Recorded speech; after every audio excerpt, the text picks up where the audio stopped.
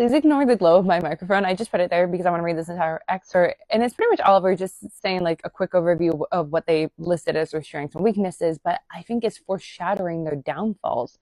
And here we have like Alexander declaring that his ability to frighten people rather proudly, but confessed to concern that he was the villain of his own life story, which is true.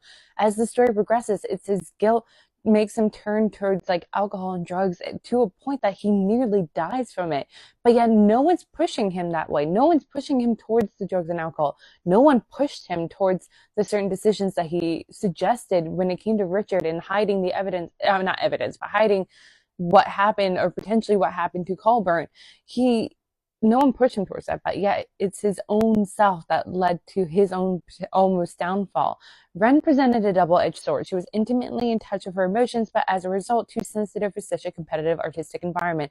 During the second half, we see her literally deteriorating to a point that people aren't sure she's going to come back and continue throughout the rest of the year. Like, her mental state has completely gone unhinged. She's turned into a failure-like character.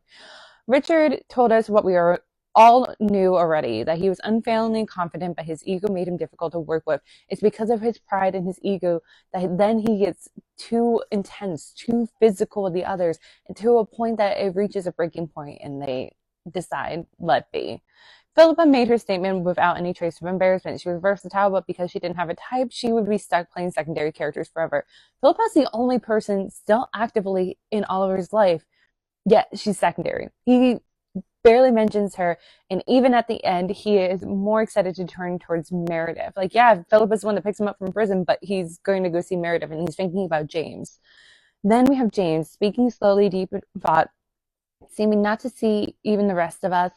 He explained that he immersed himself completely in every character he played, and sometimes he couldn't quite leave them behind and learn to be himself again, which is the blurring the line between reality and fiction. That it's the roles that he plays, and they like throughout the years he had been hollowed out so much that now he doesn't know who he really is. And I think the saddest part is that I think he turned to Oliver hoping that he would be his lifeline, his first best friend, to remember who he really was in the early days, who he was without these characters. And Oliver failed him. Oliver didn't help him, and because of that, he filled that opening with the characters he was playing. The characters he was playing made him turn a little unhinged. And then Oliver, being Oliver again, is like, oh, I don't know, I'm just the least talented person here, and has to wait for someone to supply his answer, which in this case is James saying, Oliver, you make every scene you're in about other people. You're the nicest person, the most generous actor here, which is probably more important than talent. And in my annotations I have, so how is this true? How true is this? Like, it matches some of his actions later, but is he the ingredient that is hidden that enhances the others? Is he the thing that pushes the others towards reacting the way that they do, that deteriorating the way that they do? But we don't really see it because we also have to remember Oliver's telling this tale, so he's probably hiding details from us. So Oliver describes it as a perfect autumn day. The trees are lit around. The blaze of colors are tawny orange, sulphurous yellow, arterial red. And I said it's such violent colors and the ways that they're described, and it's setting up for the blaze to come. It's like a fire, the colors are described. And we're about to hit the Macbeth, which is the true spark that lights this fire of destruction that is about to occur throughout the rest of the story. This particular scene stood out to me, and they're in the galleries for Frederick's class, and James slid into the seat opposite of Oliver, and Oliver pushed the cup and saucer towards him and watched as he lifted the cup to his lips, still smiling. It is interesting to me that Oliver is the one to push the cup towards James, because I said in a previous scene that it's weird that they have to drink the tea in Frederick's class, and I associate it as like drinking the Kool-Aid, but it's interesting that Oliver is the one pushing it on to James in this moment, as if he's poisoning him in this moment. And as we see, I feel like their relationship, James clings to him like a lifeline, but yet is Oliver slowly, steadily poisoning him. Oliver says here that they moved on from Julius Caesar to work on Macbeth, but Caesar's familiar words leapt readily to her lips, and with them came the kind of bristling tension. Weeks of difficult rehearsals and Gwendolyn's psychological puppeteering had made neutrality impossible. That day, what began as a simple discussion of tragic structure quickly devolved into an argument.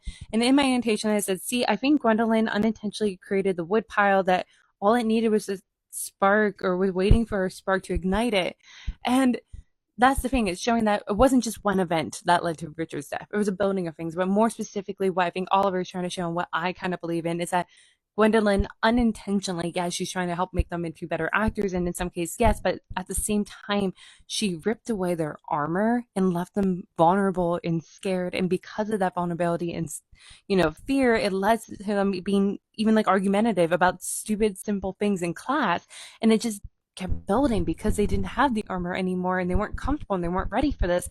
And it, translates then into physical violence, for instance, with Richard, which then leads to the rest of the group to justify their inaction when Richard actually dies. So it's showing it's a building of things, but more specifically, in my opinion, if Gwendolyn didn't take away their armor in the way that she did, like I think that there might have been a better way. But again, you're going to probably have people coming on here who are actors and had classes like that and walked away fine and said like, oh, this is just part of the structure, which yeah, it can be, but at the same time, it's equally showing it can have the equal chance of it turning out wrong, as we see with the rest of the story.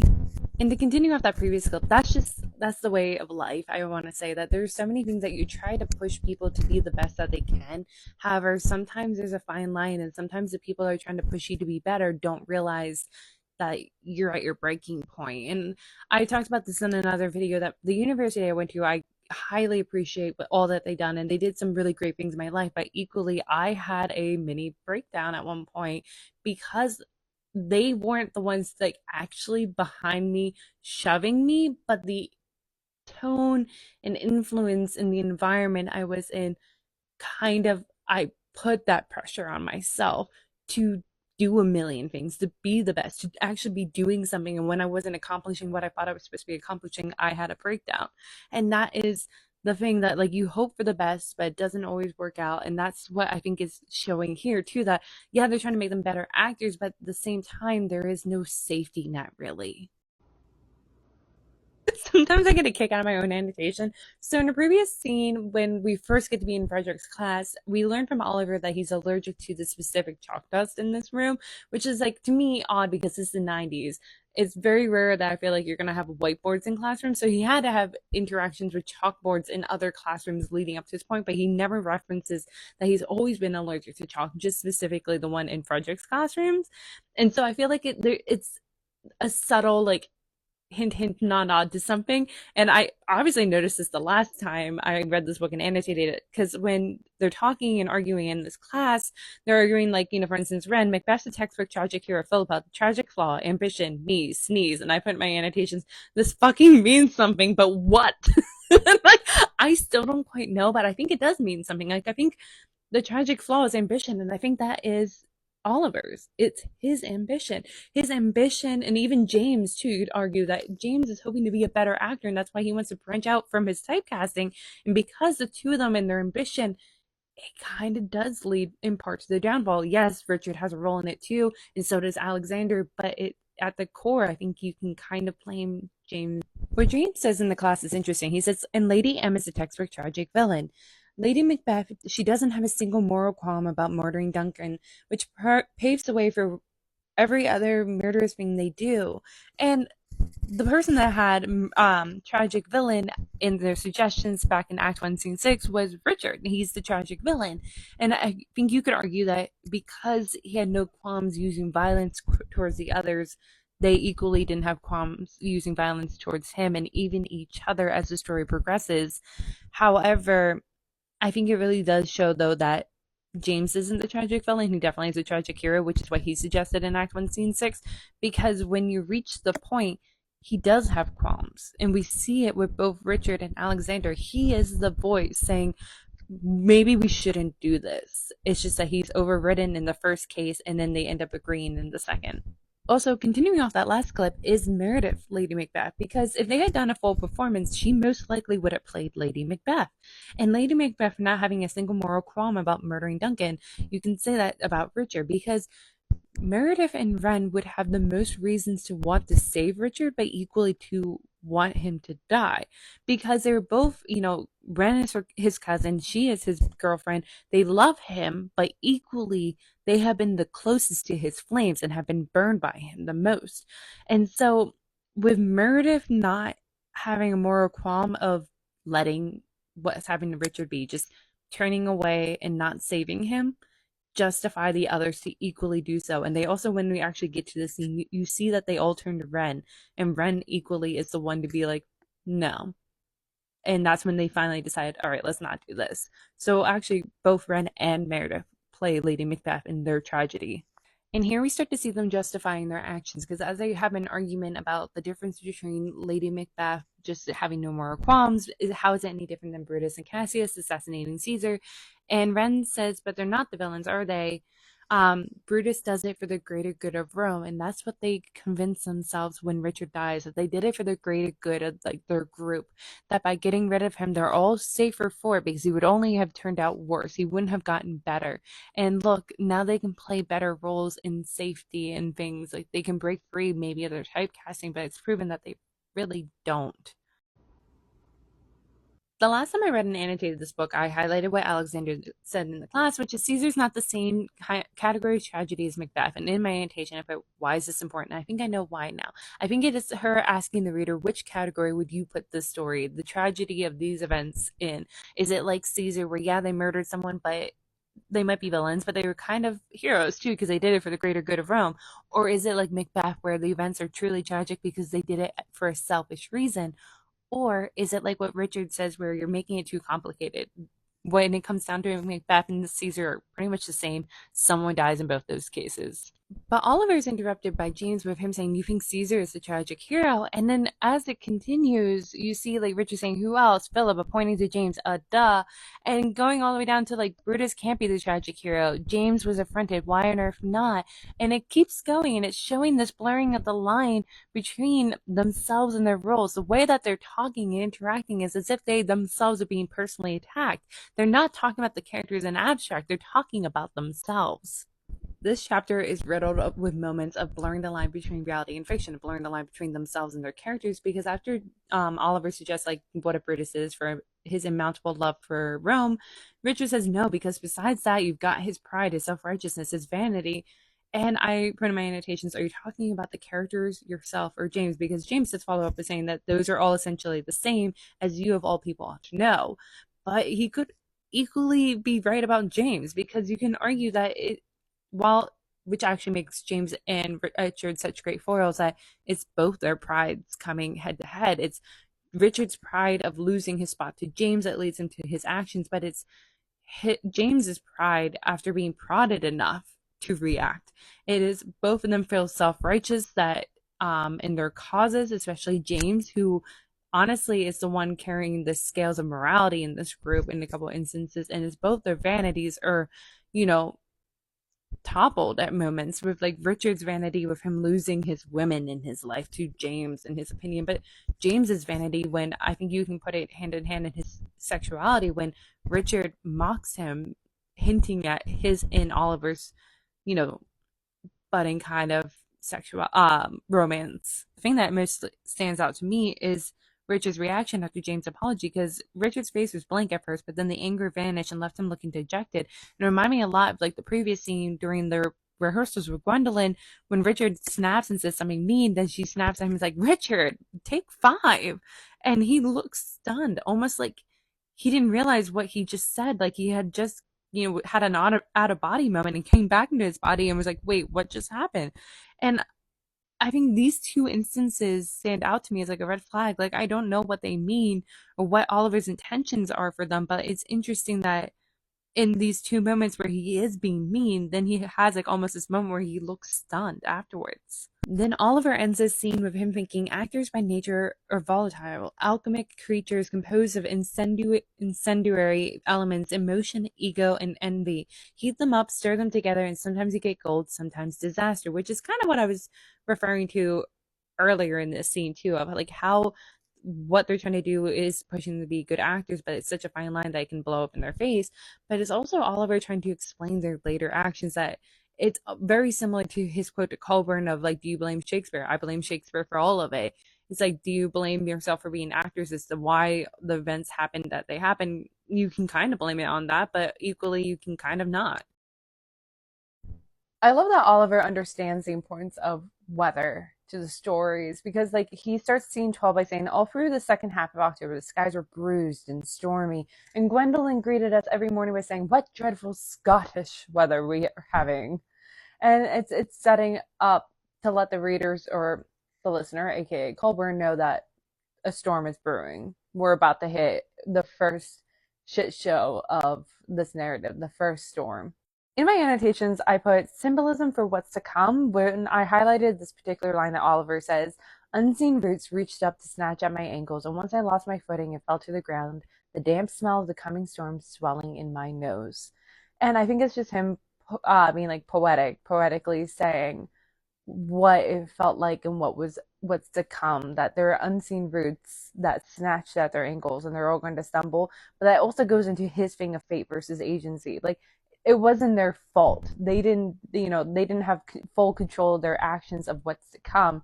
It was as if like an unseen hand put roots in their path and they just happened to trip on it. They didn't have control over it. So that goes into Oliver's thing of fate versus agency, of how much control, how much was some, how much was an outside force. And with Oliver, he leans a little bit more towards it was an outside force. This performance in the Romeo and Juliet one intrigues me the most because that is the most where the line between reality and fiction is blurred. Because at least with Julius Caesar and King Lear, they're on a stage and there's an audience past the lights. Yes, the lights might blur it. Sometimes they may not, they could potentially forget getting into the moment.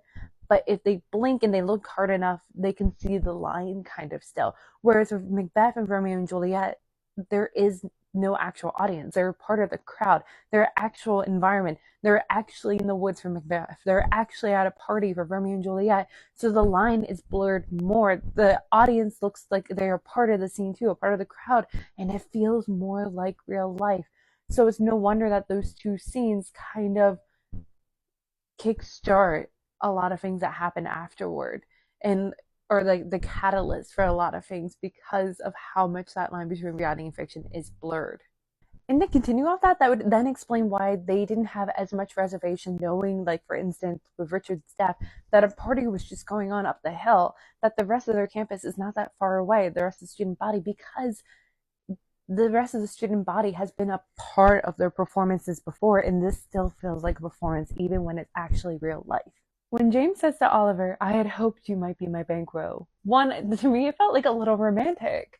But like I might be like now looking into it a little bit more, but it felt a little bit. But also it's kind of tragic because yeah, in the beginning, Banquo and Macbeth are close friends and allies, but as the story progresses, the tragedy is that they have a falling out, that they have different things, and they both aspire for kind of the same thing and become almost enemies. So now I'm starting to wonder, is there more to his relationship with James that he is not telling us in Colburn because he is trying to rewrite the narrative and keep their close friendship, realizing too late that he has feelings for James? It's interesting how like wrapped up they are in their performance. Like it hasn't even actually started yet, but yet James is quoting Macbeth to Oliver when he says, "The bell invites me, hear it not, Duncan, for it is a knell that summons thee to heaven or to hell."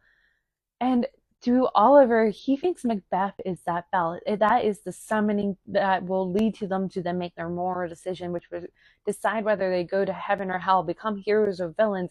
Yes, they haven't reached that point yet because that point is deciding whether to let Richard live or die.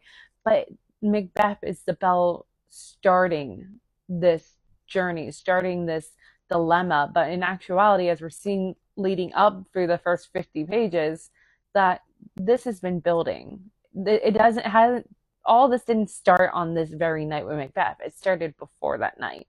But to Oliver, it's for him. I think he interprets it that Macbeth was the starting point. That was where the bell rang.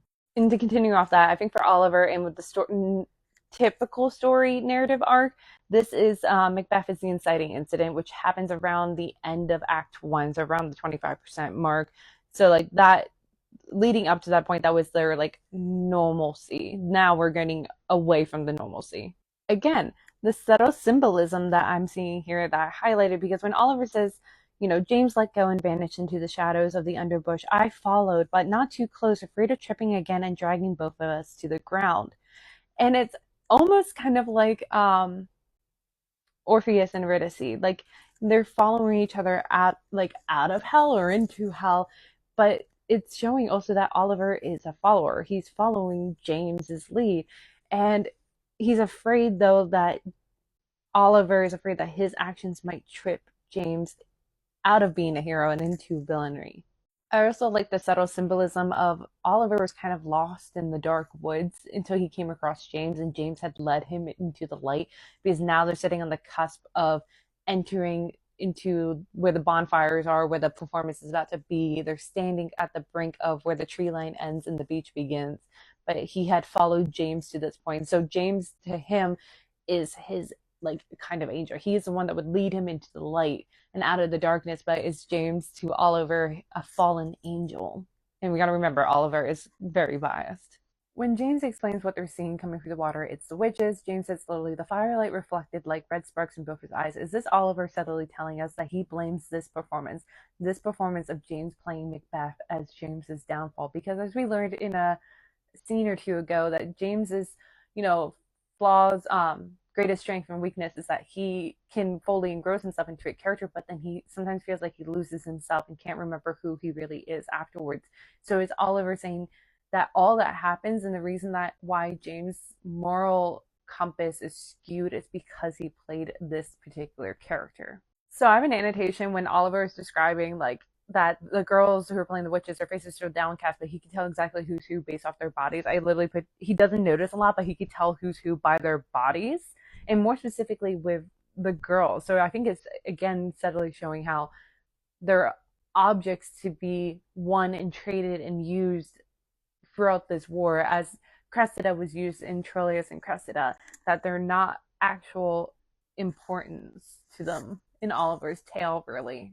I also highlighted where Oliver says, James and I, for the first time, forgot each other after the girls arrived. And I put a note, a slight foreshadowing to how Oliver can forget about James momentarily if sex is involved, or the potential of sex. As we see later going forward, how he could forget about his like relationship and friendship with James if having sex with Meredith is there on the table for the most part. There is that one moment a little bit later, but we'll see.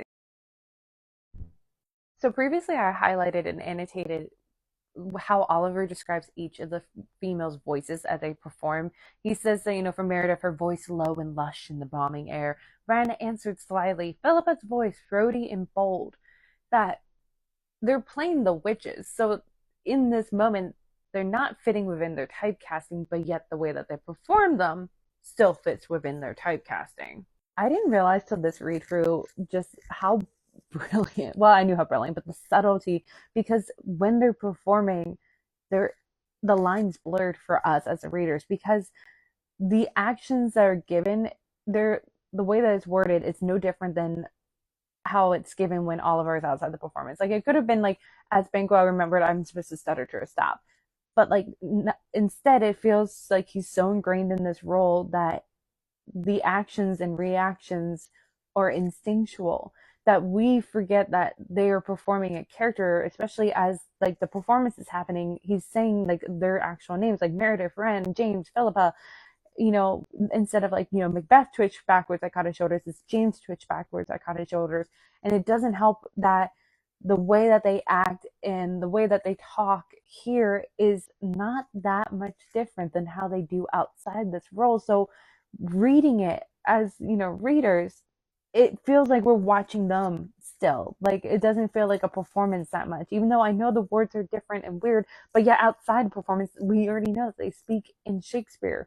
So like the line is blurred for us too as readers, that we forget that they're performing characters and this isn't real life.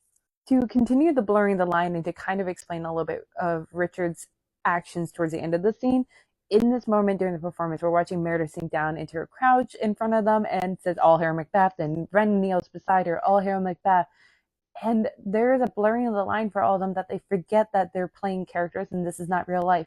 And in this moment, Richard's probably watching from the wings or wherever he's hiding and thinking, this is my biggest fear coming to reality. He's actively watching the girls bow and knee to James, and he is afraid of James for over the years of usurping him. And it looks like in this moment it actually is coming into reality, and he's forgetting this is just a performance. He's thinking this is real, and becomes worse when during the after party, when they're not playing anymore, the girls are fluttering around James and ignoring Richard because he's moping, and instead of fluttering around, Richard to ensure that he's okay, he's thinking in this moment, they ditched me. My worst fears are becoming a reality. There's a blurring the line not only for the characters but for us as the readers, because we see how they're acting here being mirrored in the future. Because when Meredith and Ren kneel and say all hail alongside Philippa, James twitched backwards. I caught his shoulders and said, "Good sir, why do you start and seem to fear? Things that do sound so fair." And it's almost what's happened after Richard's dead. It's almost like they're trying to push James into that spot, but James starts back, and it's almost like Oliver stands behind him, stopping him from running away. If it wasn't for Oliver stopping him from avoiding this, accepting this role, maybe James wouldn't have deteriorated in the way that he had. Maybe James wouldn't have acted the way he had during Julius Caesar and with Richard's death if Oliver wasn't there preventing him from running away. And it continues when, James looks sideways at me and I let him go reluctantly. After a moment of hesitation, I slid past him, stepped down from the last sandy stair to stand amongst the witches. Mirrored later when Oliver decides that he will be the one to take the blame, that he will be the one that would go to prison, stepping in front of James to protect him. When Oliver says, "It was a speech I never expected to hear him give. He was too spotless to talk of blood and murder like Macbeth, but in that red glare of the fire he no longer looked so angelic. Instead, he was handsome in the way that you think of the devil as handsome, forbiddingly so."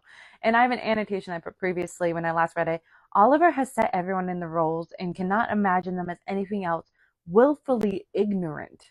He willfully makes himself ignorant when they break free of these roles. Here, James is breaking free from his typecast Oliver has set him in. And as we've seen before, early in one of the first couple of scenes, he described Oliver having almost a childishness to him, this pureness to him. And yet here, that is why he is surprised. He cannot imagine him speaking of blood and murder.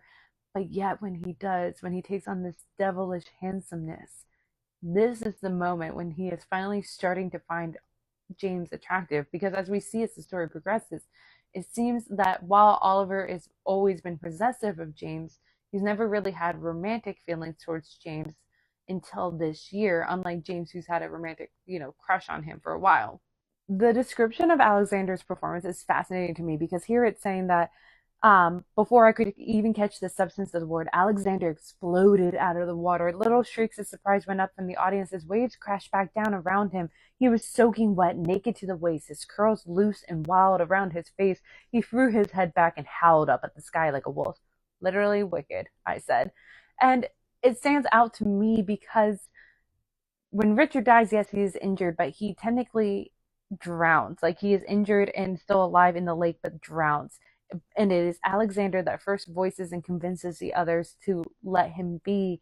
But if you think about it also, Alexander's not the only one that emerges from the lake, the very same place that Richard would take his final breath, where he'll die. But so does Ren, Philippa, and Meredith. And if you think about it, it's those four are almost more so the driving forces of letting Richard be, of not intervening. Whereas James and Oliver are standing on the beach each time. They're the ones standing away, almost like they didn't have as much of an involvement. They weren't the ones vocalizing, but yet they were still a deciding factor. That makes sense. You know what's fascinating to me? That no one raises a red flag at how violent Alexander's actions are during the performance.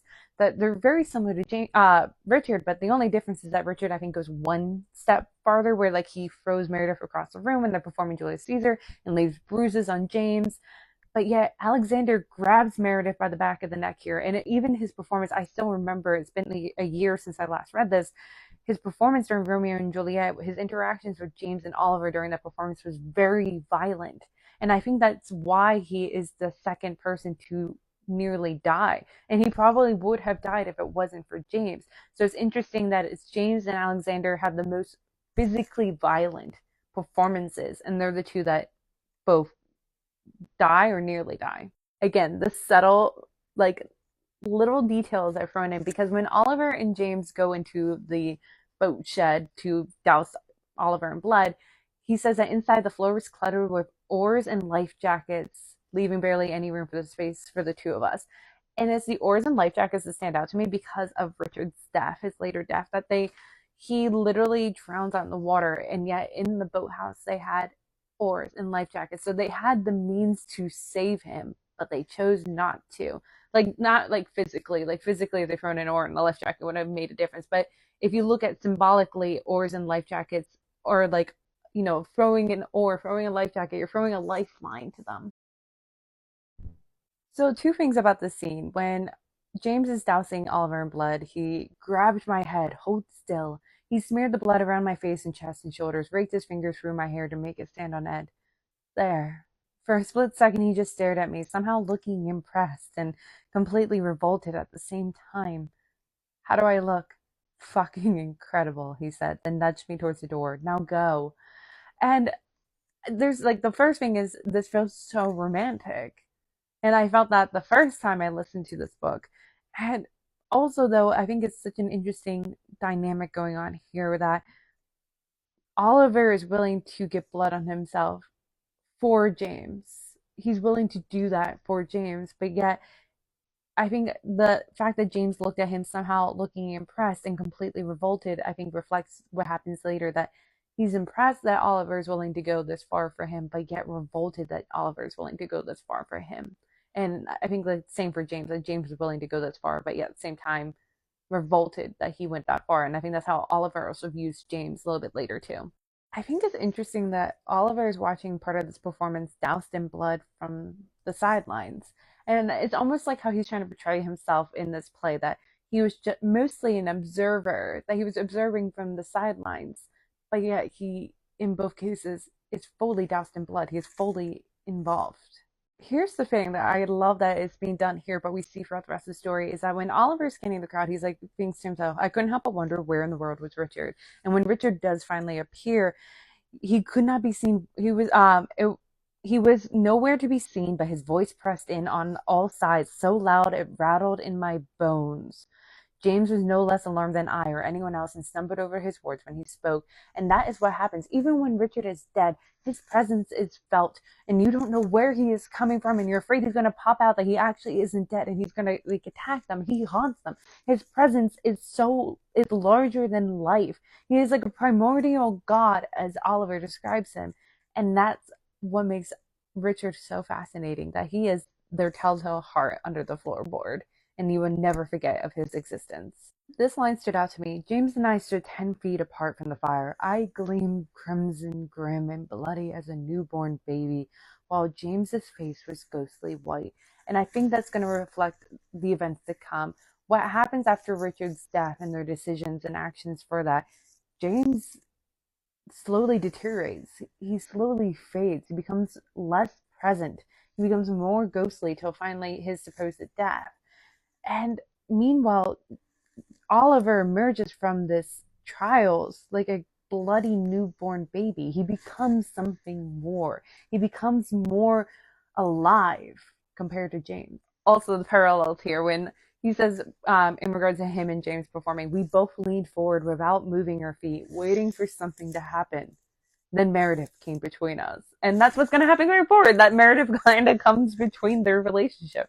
I think the way that they act following the performance is so fascinating because it reflects what happens later. Because when the first one to emerge is Alexander, and he's the one that's talking about the performance. He's talking about like, yeah, I tried it for an hour in that water, and like he has no problem talking about the performance. Whereas with Philippa and Oliver, in the others, it seems like they don't really talk about their performance. Like at most, Oliver and Philippa like compliment each other's outfits, kind of jokingly, and that's kind of what I think happens after Richard's death. That I wouldn't say Alexander is comfortable, but he is the most comfortable out of the group to talk about the actual events, to actually lay it out, plain.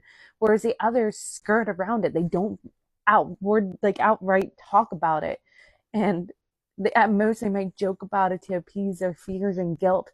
But I think I think what's happening here is reflecting what's going to happen later.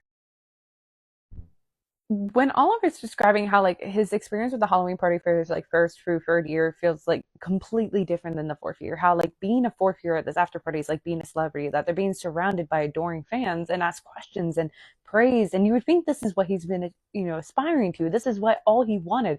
That is why he is here. That is why he's willing pretty much to sell his soul to the devil to stay here.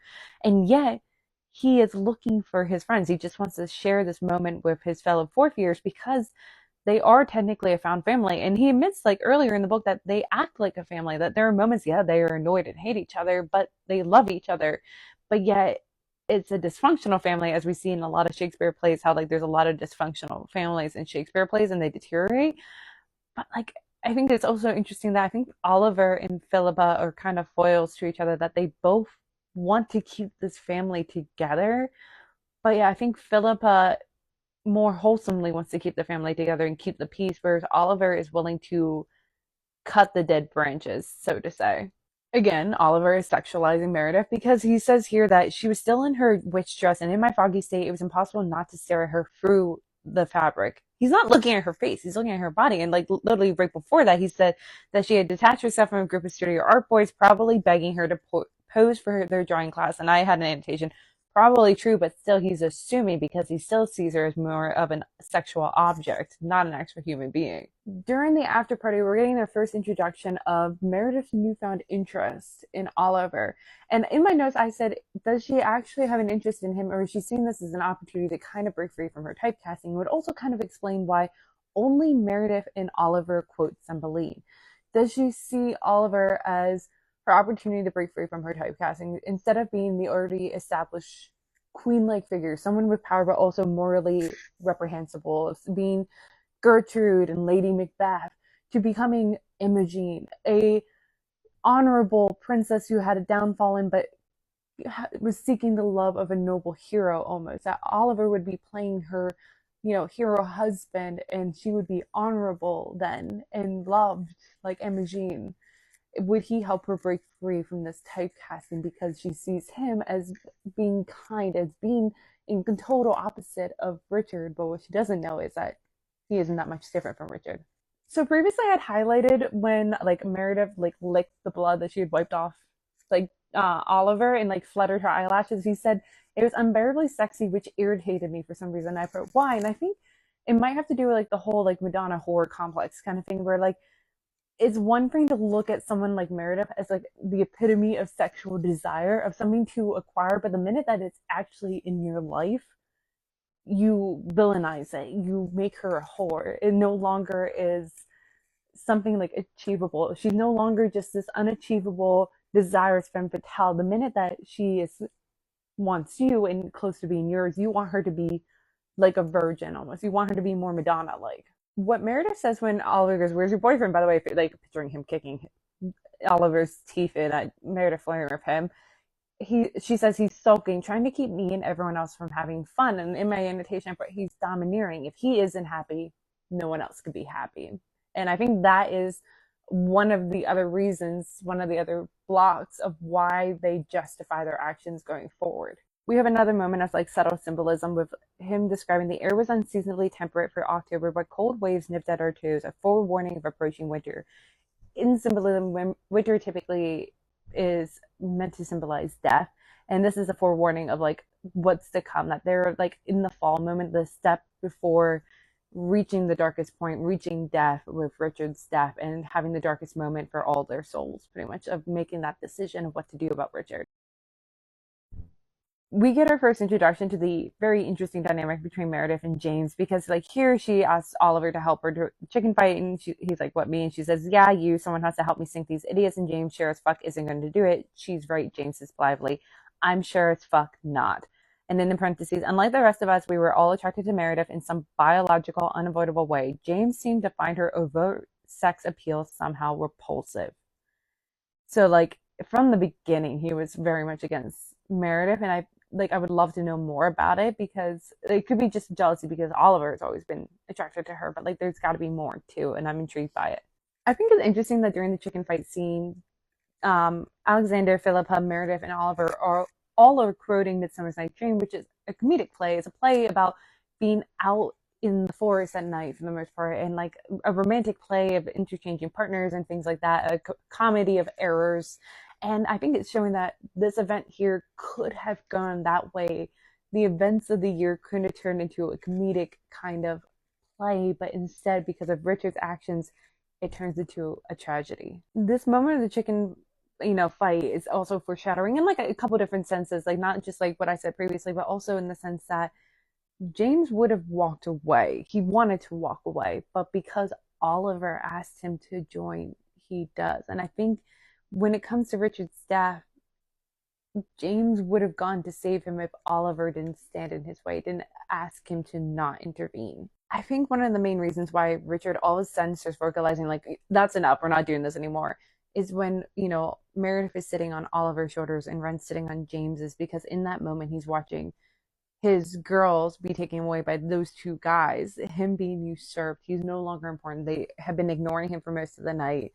They've now turned to these two guys. And I think it's just bubbled and boiled over to now this point, and he allows it to build to a point where he gets a little violent with James. I thought this as I read it, and then I saw that I wrote it as an annotation too.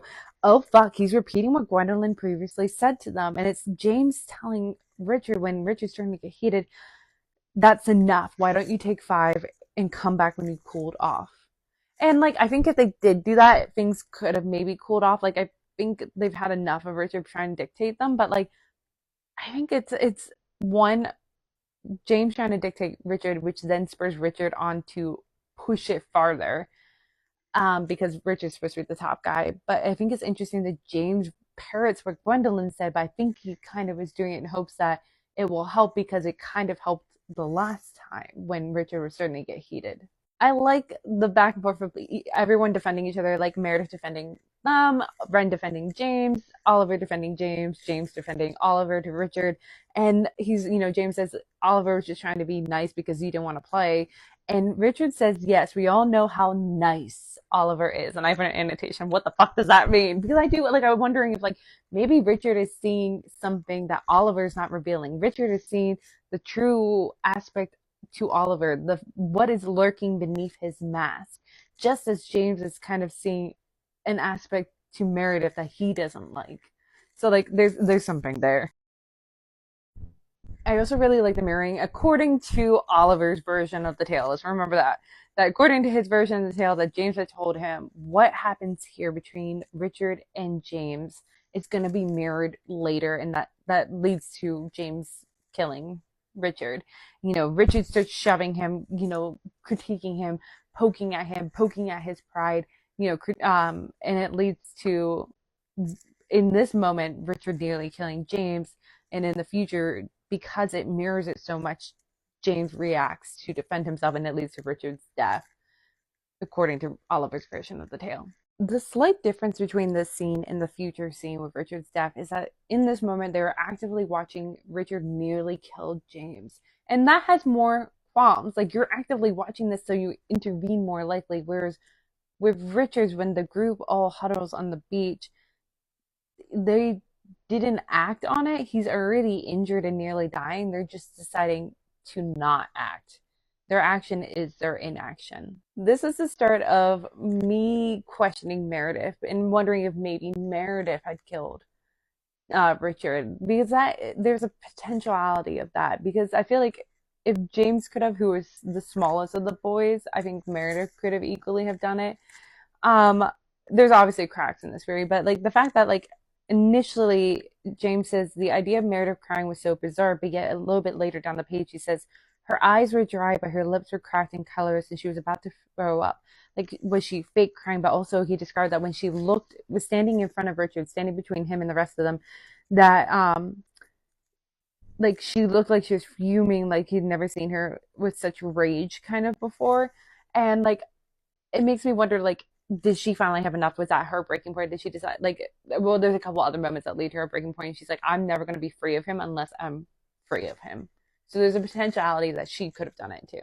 And to continue, I also wonder if she did that in a way to protect the others, like, for the good of Rome kind of thing, killing Richard. Because when they start going up the beach, Meredith went first, after one last apologetic look at James and one for some reason at me. And it's because I think she knew fully that she was playing with fire by interacting with James and Oliver the way that she had been with her and Ren.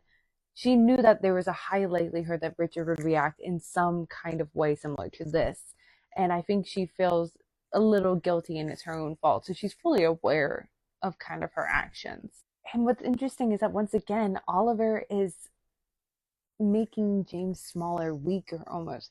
That he is James's protector. Earlier in the book, he described him having a childlike outlook on life and views and things like that. And even though he described James as he played Macbeth as appearing villain, like a devil, like handsome, here he's saying he seems so fragile. I was afraid to touch him. That it makes me still wonder: could James have done this? It's still possible. But could he? And this scene ending also Act 1, and it's pretty much him summarizing, being like, this moment in time changed everything and what spurred on later events. Welcome officially to Act 2. We're starting with the prologue, and it is going back to the present day with Colburn and Oliver, and it's him walking out of prison for the first time, and he's saying that at first he's paralyzed by the vastness of it, like someone's pet goldfish dropped unexpectedly into the ocean. And like I feel like that would have been the same experience for any of them once they left Delacour. That it's like a goldfish tank. It's so small, and you feel like the biggest fish in there. And then the moment that they would have reached the real world, they would have realized that they're not as hot of shit. And I feel like that's what they would have, any of them would have experienced, even if they hadn't gone to prison. Where I feel like for the last 10 years, it was almost kind of a comfort for Oliver because once again, it's a secluded kind of smaller environment that he put himself in. It's not the same and he's not a hot shot, but it was comforting that it wasn't as vast as the real world.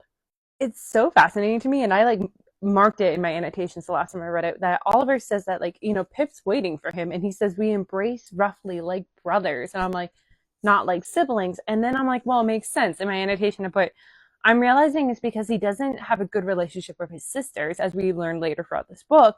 So he imagined Pip as more so like a brother. And it's the same that like Pip is that weird ambiguous. Not only is she typecasted, like her typecasting is not quite a typecasting, but she plays both genders. She's kind of gender fluid with her characters that she's playing, and even here they don't quite know where to place her. And in Oliver's Tale, he doesn't quite know how to see her because sometimes she plays female roles and sometimes she's with the females and is doing things like them. And so she's kind of a background character or a prop, like how he views the other females in this story. But other times she's like a guy, so she gets to be an active participant in it like the other guys. So Pip is such a strange, interesting character that you don't quite know. She's ambiguous, like the characters that she plays on the stage. It's important that it's shown to us by Oliver that Pip is the only one that still sees him. That when he points out she hasn't changed, but of course she wouldn't, because she comes every 2 weeks since he was put away. Besides Coburn, she's the only one who has. So pretty much the entire farm family has disintegrated. They've left him there. And I think that's like an element in a lot of like Shakespeare tragedies, that when like something tragic has happened, such as a death, the family doesn't stick together. They kind of shatter apart despite their best attempts. And that's kind of what we see throughout the rest of this book, is that despite their attempts to try to stick together, because they have so many secrets and there's so much guilt and other problems, they were never going to last. They were going to shatter apart. But I wonder, what is the importance of Pip being the only one still clinging to him? Is she the ghost that's haunting him, that he can never forget it either? If she hadn't shown up every 2 weeks, or even Colburn, would Oliver have gotten over this moment in time and not fixated on it as much as he has? And like, we also got to remember that Oliver is telling us this tale, and he's telling us this tale in the present day. Pip is the only one that's still in his life, but yet she is barely making a presence in this story. She pops up every now and then, but his main focus has been on Richard, Meredith, and James. Also, the fact that she's dating Milo, who used to be their teacher, like their sword fighting active teacher, and that she's teaching at Delacour, is another example of how her and Oliver are kind of foils to each other. Not only are they the spare whatever role characters, but also they refuse to move forward. That this time at Delacour was the best moment in their lives, that they were the happiest, supposedly, that they had that found family element that they've been searching all their lives, and they're afraid of moving forward after it shattered, that they'd rather cling to the memory, the ghost of it, and stay within the past, because we're seeing both her and Oliver clinging to the past, refusing to move forward like the others had. I love how beautifully and subtly the author is showing us this argument that probably all the readers are having, and it's done through the dialogue between two characters, because she has Pip saying that like Alexander refuses to do Caesar, that he would never do it again. He thinks it's a play that fucked this all up. I keep telling him he's wrong. Oliver says, you think it was Macbeth that fucked us up? And she says, no, I think we were all fucked up from the start. And that's the thing. A lot of people are going to be wondering, like, was it Julius Caesar that led to Richard's death and all their downfalls? Because it would look like, yeah, it could be. In, as I was saying in the previous videos, I think Macbeth was the inciting incident. I think it was the gunpowder keg leading the trail for the match, which is Julius Caesar, to blow them all up. However, I also equally agree with Pip, and as we see it leading up to Macbeth, they're all fucked up to lead up with. They already have problems, and even you can get hints of in those first like kind of 50 pages that their fucked upness started way before even the final year started. So like it's you can't pinpoint, and I think that's kind of the beauty of it. It's like we want to pinpoint a moment in time of why this happened to Richard, but you kind of can't. It's this combination of a lot of things. I also have an annotation for Pip's quote that I just said here with like, I think we are all fucked up from the start. And I put in my annotation, nature versus nurture. Was the potential for bad always there, or was it nurtured? Was it nurtured by this environment at Delacour, by their teachers, hollowing them out and putting them in like, you know, Gwendolyn saying that they have to feel the emotions on a harder level because it's Shakespeare. And then, you know, the fact that they're taking on their typecasting roles, as I've been saying, were they nurtured to then justify these actions that will happen later? Or was it within their nature? Were they always so fucked up before they even got here? Before Gwendolyn and Frederick and Delacour got even a piece of them? Were they destined to be this fucked up and to do something like this from the start? So it's like a combination of nature versus nurture. The subtlety of the little details, just chef's kiss. Because here he's saying that Pip is listening to an audiobook called The Sea by Iris Murdoch, something like that. And he's like, I read it in my cell a couple years ago. Guess what the tale is about? It is a tale of the strange obsession that haunts a self-satisfied playwright and director as he begins to write his memoirs. The novel exposes the motivations that drives his character: vanity, jealousy, and a lack of compassion. Does not ring a bell with Oliver. This is his memoir, technically. This story that he's telling Colburn is his memoir, and he probably sees himself as a director, as a playwright of this story, because he's formatting it like a tragedy, like a play. And it's his like obsession that is haunting him of this one moment in time in his life. And the motivations that are probably leading to him in this moment is Oliver's vanity, his jealousy, and obviously a lack of compassion. And we see that threaded throughout the story.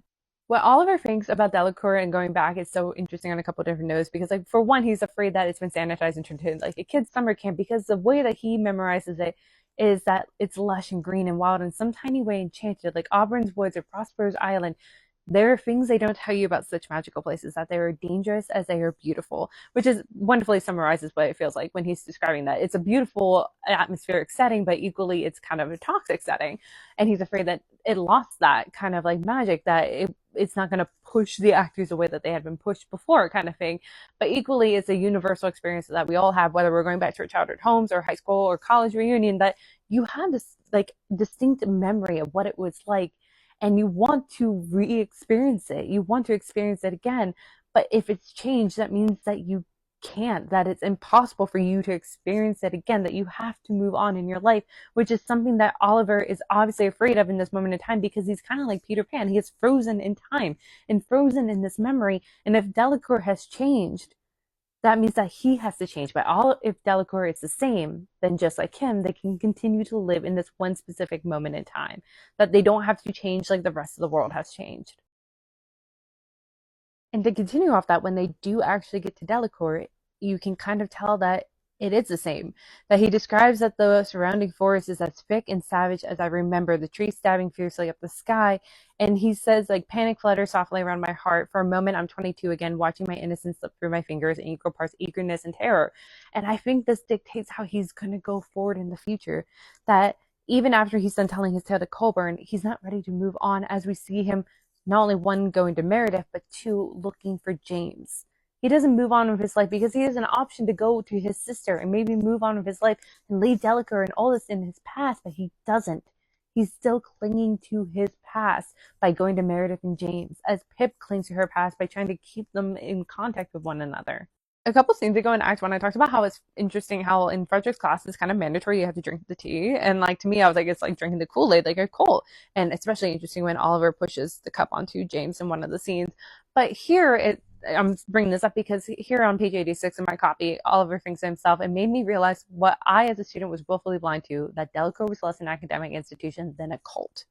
Which, yes, the way that they're describing Delacour and their experience and toxicity of the environment, it feels very cult-like in the way that they think of themselves better than others, and that they are like this, Lee, and they kind of are brainwashed in a very particular way. But at the same time, is this yet again Oliver pushing the blame on others, not taking the responsibility for their own actions, blaming the environment for their actions to come, as he tells the story to Colburn? Because that is his big thing with fate versus agency. Like, was it always there? Did they actually have agency in this part, or was it just always fate? Was it actually their fault, or were they kind of like brainwashed to be able to justify their actions or their inaction? Oliver says that he was strangely glad to see Colburn, and I think it's because Colburn is a reminder that he's still alive, that walking through these empty halls of Delacour, for a moment he probably thinks, did I die? Am I haunting this place as much as this place has been haunting me for the last decade? And Colburn's a reminder that no, I'm not dead. And Colburn, I think, acts as like a lifeline for him to potentially, if he accepts Colburn's hand and like figuratively accepts him, then maybe he can move past this moment and move on with his life. But kind of like almost like the buoy or the life jacket, the things I was talking about during the Macbeth scene, that these were the figurative lifeline that could have saved him. But instead, we see, I think, Oliver deciding he would rather drown in this lake in a figurative sense, that he'd rather continue to live haunting this moment in time in his life because he's afraid of what the future could hold. When Colburn offers for Pip to join them on this, she says, I don't need to, I was there. And I'm like, how much that's a red flag to me. Like, how much were you there? How much do you know? Especially with Oliver's version of James's version of the tale. It seems like she obviously interacted with James after the murder, and so she knows more. But like, how much more does she know? Does she know more than Oliver even realizes? Which goes into a theory I have, which I'll explain in a separate video. I'll make a separate video going into it, and I call it my Murder on the Orient Express theory. When I last read this book and annotated my copy of it, I highlighted this line from Oliver. I wouldn't count on it. I tell Colburn, it's been 10 years and I still can't make sense of it. And in my annotation of it, I wonder if this is the author's message to us, that we will walk away with no definitive answers to this story. And that's because there's going to be plot holes, because this is Oliver retelling a tale that he is obviously editing. Act 2, Scene 1 opens with Oliver saying that they're doing promo pictures, or they're testing out costumes, and he says that I've never worn a suit that really fit me. And it's such a beautifully subtle way of the author showing us without telling us of his socioeconomic standing, that he probably came from a family that couldn't justify getting him a suit that fit him well. And yet it's coming also from a world where they probably, the others, had. It sounds like this.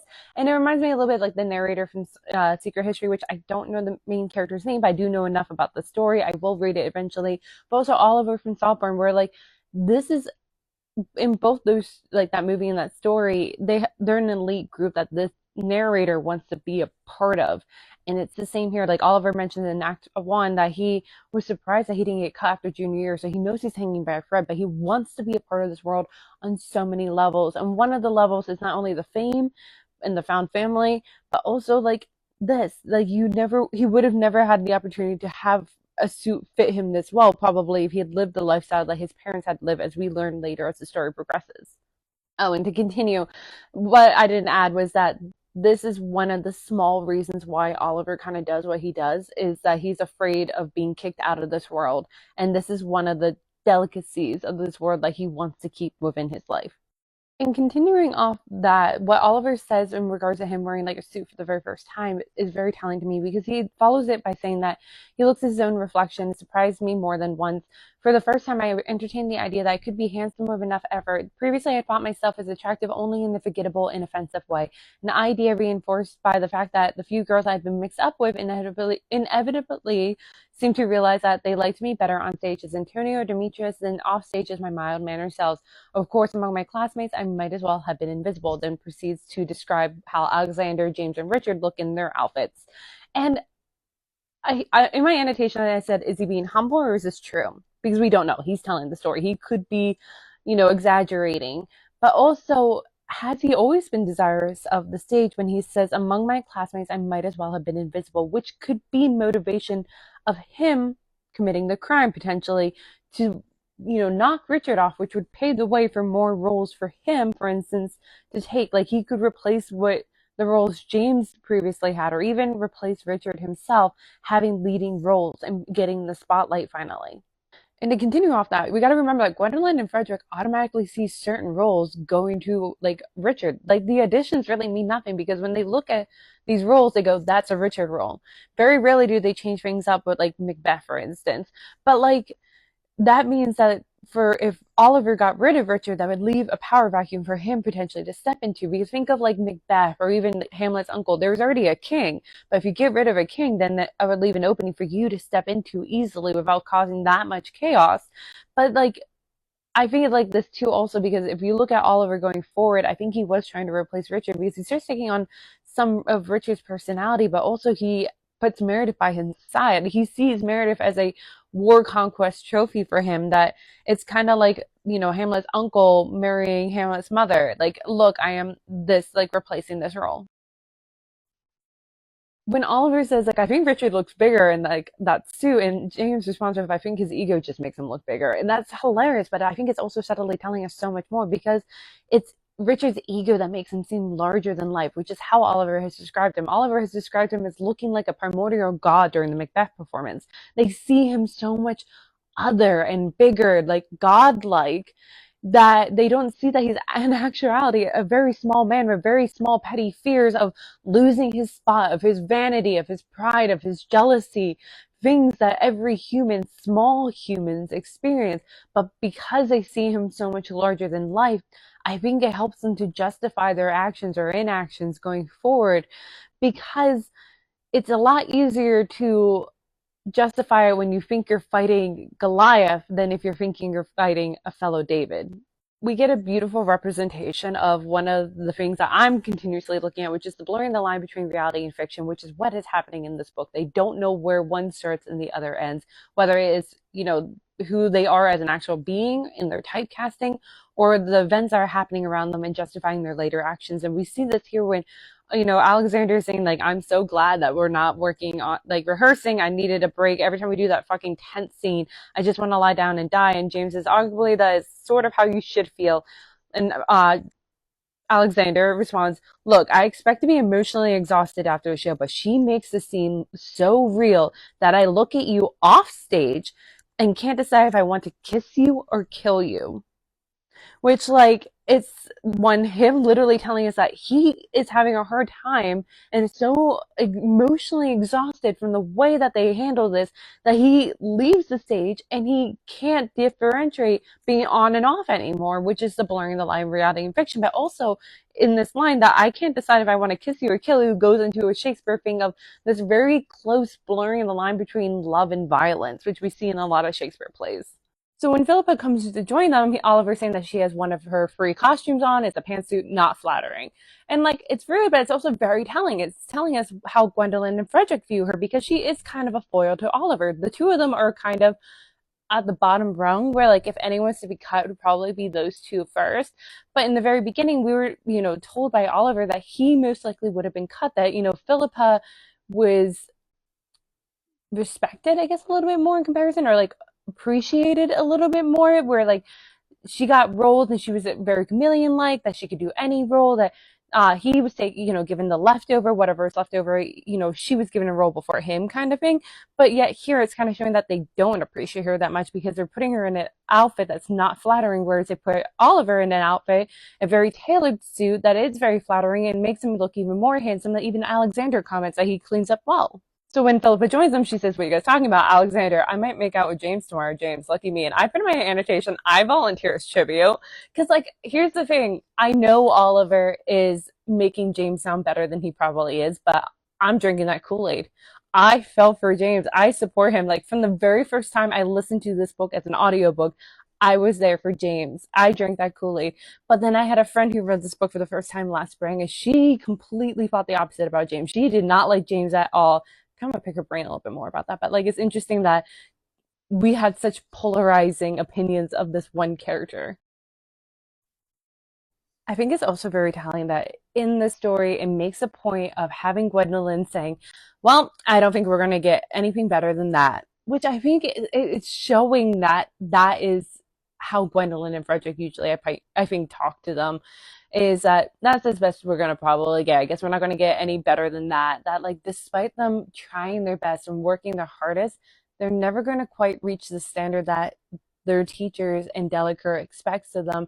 So they're, even though they're a little full of themselves, it's never enough. And I think that plays into their slight kind of paranoia of, like, am I going to be cut? Is it enough? Am I good enough? Is someone going to take my role? Which, like, that is the environment you're existing in when you're becoming an actor and you're, like, entering that, because anyone could replace you. But at the same time, like, that, to exist in that environment, the way it would probably mess with you, like, mentally, is interesting. While Oliver and Philippa are foils, so are Richard and James, and that's why they're seen as rivals, because they are so similar. They have a lot of similar components. They both have the potential of being heroes and leading and getting, things, but Richard takes things a little bit more selfishly. He hoards for himself, whereas James uses it to kind of help others. There could be more negative traits to James that we're just not seeing because this is from Oliver's point of view, but, like, from what we're gathering, like in the Act 1, Oliver's saying that probably one of the main reasons why I hadn't been cut was because James would have had an uproar if they had. He was my best friend. He wanted me to be there. And he's saying it again here where, like, Philippa, he says, honestly, if they don't give her a decent role in the spring, I'm boycotting the show. He's recognizing that he has some influence, especially over Frederick, as he says in Act 1, and he plans to use it to help his friends. He's not being selfish. I also really love the subtlety of this writing, because through it, you're getting an understanding of Oliver and who he is looking at, who he cares about. Because while Ren is there, she doesn't play a role in his story. He does not care about her. Whereas Meredith, even though he sees her as an object, he cares about her more, because you see it here where he says, like, the girls came out. Ren was in a tasteful navy dress while Meredith wore something red that hugged her curves like a coat of paint, her hair blown out like in its full volume like a lion's mane. From Ren, all he says is that she wore a tasteful navy dress. From Meredith, he goes into practically 3 lines worth of description. And in my annotation that I did last year, I put, of course, Oliver would notice Meredith and comment on her outfit more. And to continue off that, we're immediately after seeing how the others view them and interact with each other as their typecasting. Because when Meredith comes out, she says, where do they want us? And Alexander says, in the centerfold, I'd imagine. What they do, pour you in that? And, like, every interaction between Meredith and Alexander is very sexual. Yes, he is joking, but he's still interacting with her as the femme fatale in this very sexualized way. But then Meredith, the way that she answers, Oliver notes that she seemed annoyed about it more than smug, which is, I think, him slipping this, that it doesn't fit with his, like, idea of her being the femme fatale, so he doesn't comment more on it. But it's letting us as the reader know that she is uncomfortable with this. When she said in Act 1 that she's afraid that all her value is only going to be her image, and that's going to go away eventually, and that's all anyone cares about, she wasn't just saying that like, woe is me. She genuinely means it. She genuinely is afraid of that, and genuinely doesn't like that. She wants to be seen as something more. And I think that's one of the reasons why every time she quotes Shakespeare, at least up to this point that I'm noticing, she's quoting roles that she wouldn't normally play. She's not quoting, Lady Macbeth and Gertrude very often. She's quoting Juliet from Romeo and Juliet. She's quoting, Imogene from Cymbeline. Characters that would probably be played by someone like Ren, not like her as the femme fatale. So one of the reasons why I love this book from the first instant I listened to it as an audiobook was that the subtlety of the romance between Oliver and James. And, like, I like that you don't quite know if it's a bromance or a romance, which, like, kind of plays into Shakespeare. Like, you see a lot of that in his plays, but, like, up until the Romeo and Juliet, like, scene, the whole time, anytime there's an interaction between Oliver and James, I was going, is there a romance? Am I imagining this? Am I going crazy? And then you get that, like, declaration in, like, Romeo and Juliet, and you're like, oh, validated.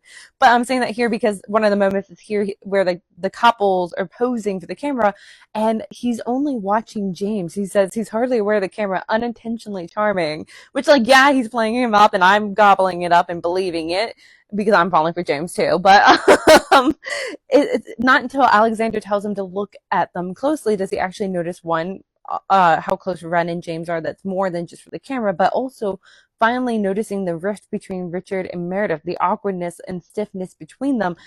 And I think it's the same, like, he doesn't really notice him and James's relationship until like Richard makes an offhanded comment a little bit later about it. So here's the thing that I have wondered every time I've read this book, and I still wonder, did James actually genuinely have feelings for Ren, or was he just kind of using her to make Oliver jealous? I still can't give you an answer because I could argue both sides, but it's something that I continuously think about. So Alexander at the end of the scene is very interesting on a couple notes. So one, he is telling Oliver like, "Oh, like sweetie, pretty much like you're not oblivious. You haven't noticed this sooner. You're as oblivious as them," which like in regards to James and Ren. And I wonder if he actually had said that or if it's just Oliver once again being like, "Oh, I was so oblivious. Like, that's why I didn't notice." Like, lessening his role and his like knowledge of the situation to seem less like he played a part and like had like less autonomy, like I guess you can say, which goes into his fate versus agency. Um, if that makes sense, like, you want to like lessen your role when you're caught for a crime or caught for doing something bad, but also that Alexander seems to know so much because here and then earlier that he's like the girls tell me a lot. Like there's something there. The fact that he knows a lot, I want to know more about because especially because he is the one that says first and is most vocal about fighting back during the Julius Caesar scene. He encourages James and suggests that he's the one that suggests that they don't save Richard during his death scene, but like also he is the next one to deteriorate. He nearly dies. So like there's got to be like is too much knowledge what led to his near death. Like there's something there and I don't know what. So in Act 2, Scene 2, Oliver says that they finally have a fully designed set for Julius Caesar for the performances, and he describes the set as having 12 grand Tuscan columns made a half circle on the top platform, and a flight of shallow white steps led down into what we called the bowl, a flat foam marble disc on the floor, 8 feet in diameter, where the infamous assassination took place. Behind the columns, the scrim glowed softly, cycling through a full spectrum of celestial colors from dusky twilight purple to orange blush to sunrise. And in my annotation that I put a year ago, and even now, I still stand by that. It reminds me a little bit of where Richard would die. It reminds me a little bit of the lake. You have the flat foam marble disc on the floor in diameter, 8 feet diameter, which would be the lake, and that's where the assassination took place, and that is where they're going to find Richard's body. And then the steps is probably the equivalent of the like beach, where the rest of them will huddle around deciding the fate of Richard or Julius Caesar. Back during the Macbeth performance, I noted how Oliver described James as looking ghostly, like lost all his color, whereas Oliver himself was just doused in blood. And when I described it, I said James would be almost like it's sucking the life out of him over the course of the story, whereas Oliver is like a newborn baby gaining new life during this course of the story, as you'll probably see. And I'm saying that again here because in this moment, Oliver describes James as looking tired, even a little bit ill. There wasn't enough color in his face. Again, looking ghostly. And I'm starting to wonder now, is James ghostly?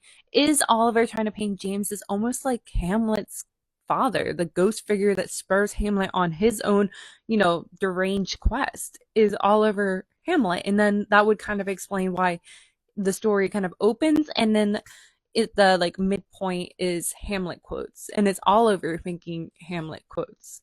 I really love in this scene we get I think only one Shakespeare quote, and it's James quoting Henry IV, which stands out to me because the only other person to quote Henry IV so far has been Richard, which then also plays into how those two interchange roles.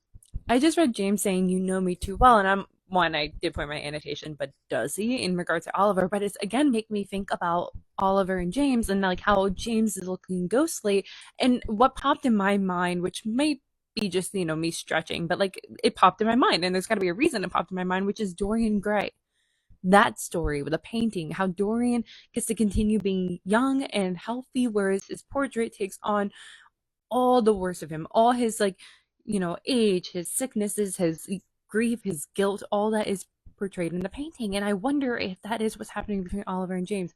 Oliver is gaining in life. Literally, he looks healthier and stronger from coming out of prison.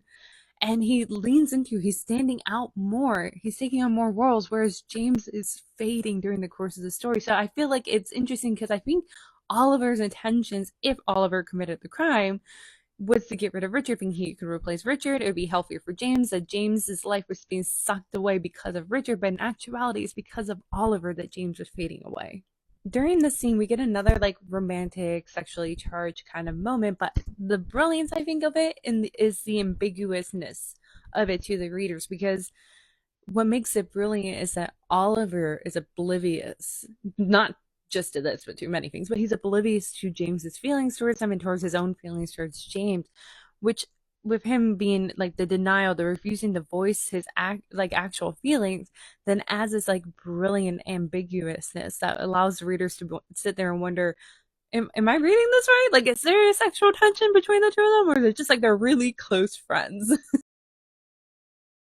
Now, while I personally think that Oliver is a more viable suspect than James, I do recognize that in this moment here, we kind of have a mirroring of the death scene, like Richard's death scene, because when James is explaining how he got the bruises, he says, the assassination scene, when I stab him the last time, he goes down on his knees and grabs my arms, and well, and it kind of mirrors what happens, because it's the very same assassination scene which leads to Richard retaliating against James, even though it's Oliver and Alexander leading the charge, causing all this to happen. Richard hates James and sees a rivalry and assumes it's him and retaliates.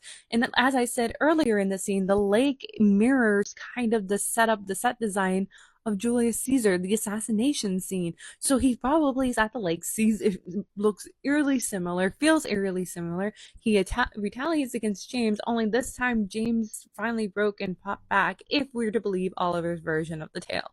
In a different video, I talked about where I think Oliver is the thing tethering James to this group, to this moment, that James would have, he had one foot out the door this whole time. It's been described in a couple different places, like from the very first moment that all the characters are introduced in Act 1, Scene 1, Oliver knows that James is sitting apart from the rest of the group, but Oliver is the one that's tethering him there. And I say that also because in this moment, Oliver realizes I'm still holding his wrist and abruptly lets go. He rocked backwards unbalanced, as if I'd been pulling him forward before. And it's showing that, yeah, like James would be left like adrift, that he would be left unbalanced because Oliver is kind of his anchor. Now, one of the reasons why I feel like Oliver committed the crime, even though he's been saying for a decade that he has and no one believes him, I feel like it's kind of like the inverse of a false confession, where, like, you know, during interrogation, sometimes, not all the time, but sometimes it happens, the police pressure a person till finally that person believes that they actually did commit the crime and false confess. Only it would be the inverse here, where he actually maybe did commit the crime, but no one believed him so long that finally he's like, fine, I'll just say that James did, because James had a rivalry and you'll believe that apparently more than me. But in this moment, I'm bringing it up here because I think Oliver has a hero complex, and that plays into why I think Oliver could have committed the crime. Because in this moment, after learning about James's bruises, he thinks, suddenly I was furious, my pulse throbbing softly in my ears. I wanted to give Richard 10 bruises for everyone he put it on James, but I could never hope to hurt him, not like that, and my own inefficiency made me angrier than anything else. There are numerous moments from, like, throughout this book, not just here, but going forward too, where Oliver reacts like that, even mentally, but like also physically. We see him put himself in between Richard and the others.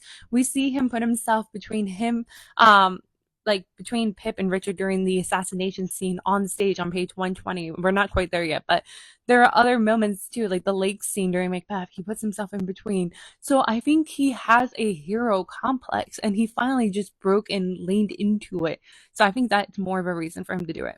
Obviously, it's heartbreaking that James didn't turn to Frederick and tell him about Richard leaving bruises, because you kind of were taught that you kind of want to turn to authority figures and bring them in, and it would have been good to break up the echo chamber that they're existing in. However, at the same time, what would have it done? It would have probably only made things worse. Telling Frederick, bring someone in, getting Richard in trouble, would have caused Richard more likely to retaliate, knowing Richard's personality. And James has been working with him. This is now his fourth year, the two of them competing for the same roles and dealing with Richard's, ego. So he probably recognized that it's just much easier to ignore it and just move on. He probably has done it in the past. It's probably worked in the past, where then things just continue to simmer low and not boil over as things do after Oliver and Alexander convinced James to action. If it wasn't for Oliver and Alexander convincing James to react, I don't think any of this would have happened. I think, yeah, things would have gotten better. It just would have kept simmering, and Richard would have been petty, but they would have all been alive, and they would have graduated, and they would have moved on with their lives. I will never stop raving about the brilliance of this writer, because she subtly shows us so many things, hinting at things beforehand to then justify later actions. For instance, here during Act 2, Scene 3, they're performing Julius Caesar, like they're rehearsing, and Alexander comes off stage and goes, do you think I have enough time to smoke? And Oliver says, yeah, if you go now. And Alexander says, if I'm late, coming back, stall for me. How am I supposed to do that? Pretend you forgot a line or something and invoke the wrath of Gwendolyn? No. And so, like, that last line one is showing that the pressures that Gwendolyn's putting on them. And yes, it's an understandable pressure being the fear that they're existing in. However, it's this combination of numerous bad things building on top of each other that leads to a later bad thing. That the pressure that she puts on them kind of leads to them cracking. But like again, it's such a like double-edged sword kind of thing. But more importantly, the point that I'm trying to bring up is that in this very innocent, normal scene, we're seeing that they are willing to defend and lie for one another. That even though Oliver is complaining, he totally would like, lie and cover for Alexander if he was coming back late, showing that their later actions of lying and covering for one another later in the book would have like justifying it because it occurred earlier in the book, if that makes sense. It's the little details that I love, because here Meredith is described as coming on stage barefoot wearing a short silk bathrobe. She didn't have to wear a short one. She could have worn a long silk bathrobe and still fit the femme fatale vibes. There are many movies where the femme fatale wore a long silk bathrobe, but yet they put her in a short one, leaving her nearly naked, more vulnerable, putting in this very specific type of femme fatale, but more specifically, it's one that wasn't needed. Like for Caponia, like I don't think you need that very specific imagery. Like I think it's showing brilliantly that it really didn't come down to the role. Like whatever role they put Meredith in, they would have made it extra sexy because it's Meredith. She would never have been able to break free of actually playing a serious role. They would have made her serious role sexy and like diminished her value. So I highlighted the scene because it's very important to me, and it's an interaction between James and Alexander and Oliver as Meredith comes on stage in her short silk bathrobe. James says, Alexander says, would you look at her legs? I guess that's one way to sell tickets. James, for a boy who likes other boys, you provide a lot of heterosexual commentary. Alexander, I might make an exception for Meredith, but should have to be wearing that robe. James, you're disgusting. Alexander, I'm adoptable. Me, shut up, I want to hear this. James and Alexander exchange a look, which I didn't understand and choose to ignore. Of course, you didn't understand. You're oblivious, but they obviously see through how desperately you want Meredith. But the reason why I want to talk about the scene is that Alexander, who is more so leaning towards the gay side of the spectrum, but identifies a little bit as bi, is willing to hook up with Meredith, whereas James steadfastly does not. That, like, to me, it's interesting because of Oliver describing that everyone wanted to get with Meredith, even Alexander, except for James.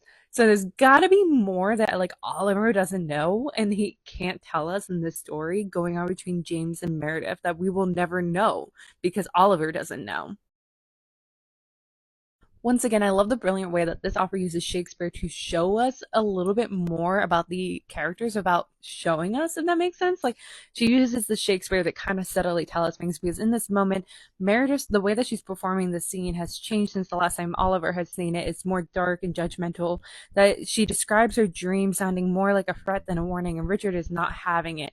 But if you look behind that surface layer, because there is a blurring of the line between reality and fiction, the Shakespeare is used as a like avenue of showing us things without actually showing us things. Because if you look behind the scenes, you notice that I think she's talking about their relationship, Richard and Meredith, that before she probably had warned Richard that this is going to end if you don't change, if you don't stop, but now she is threatening him that this is going to end if you don't stop, as we see things going on later in the way that she acted during Macbeth, that she's had enough.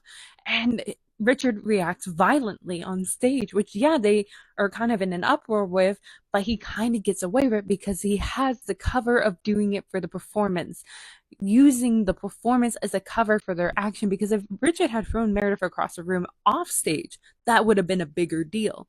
So once again, it's showing that their performance as Shakespeare kind of allowed them to justify a lot of their actions. While I do think that Oliver is more likely the one to commit the crime, I do also kind of in the back of my mind think Meredith is the other more likely suspect. Like, my top two suspects is Oliver and Meredith, then maybe James, then like the rest of them.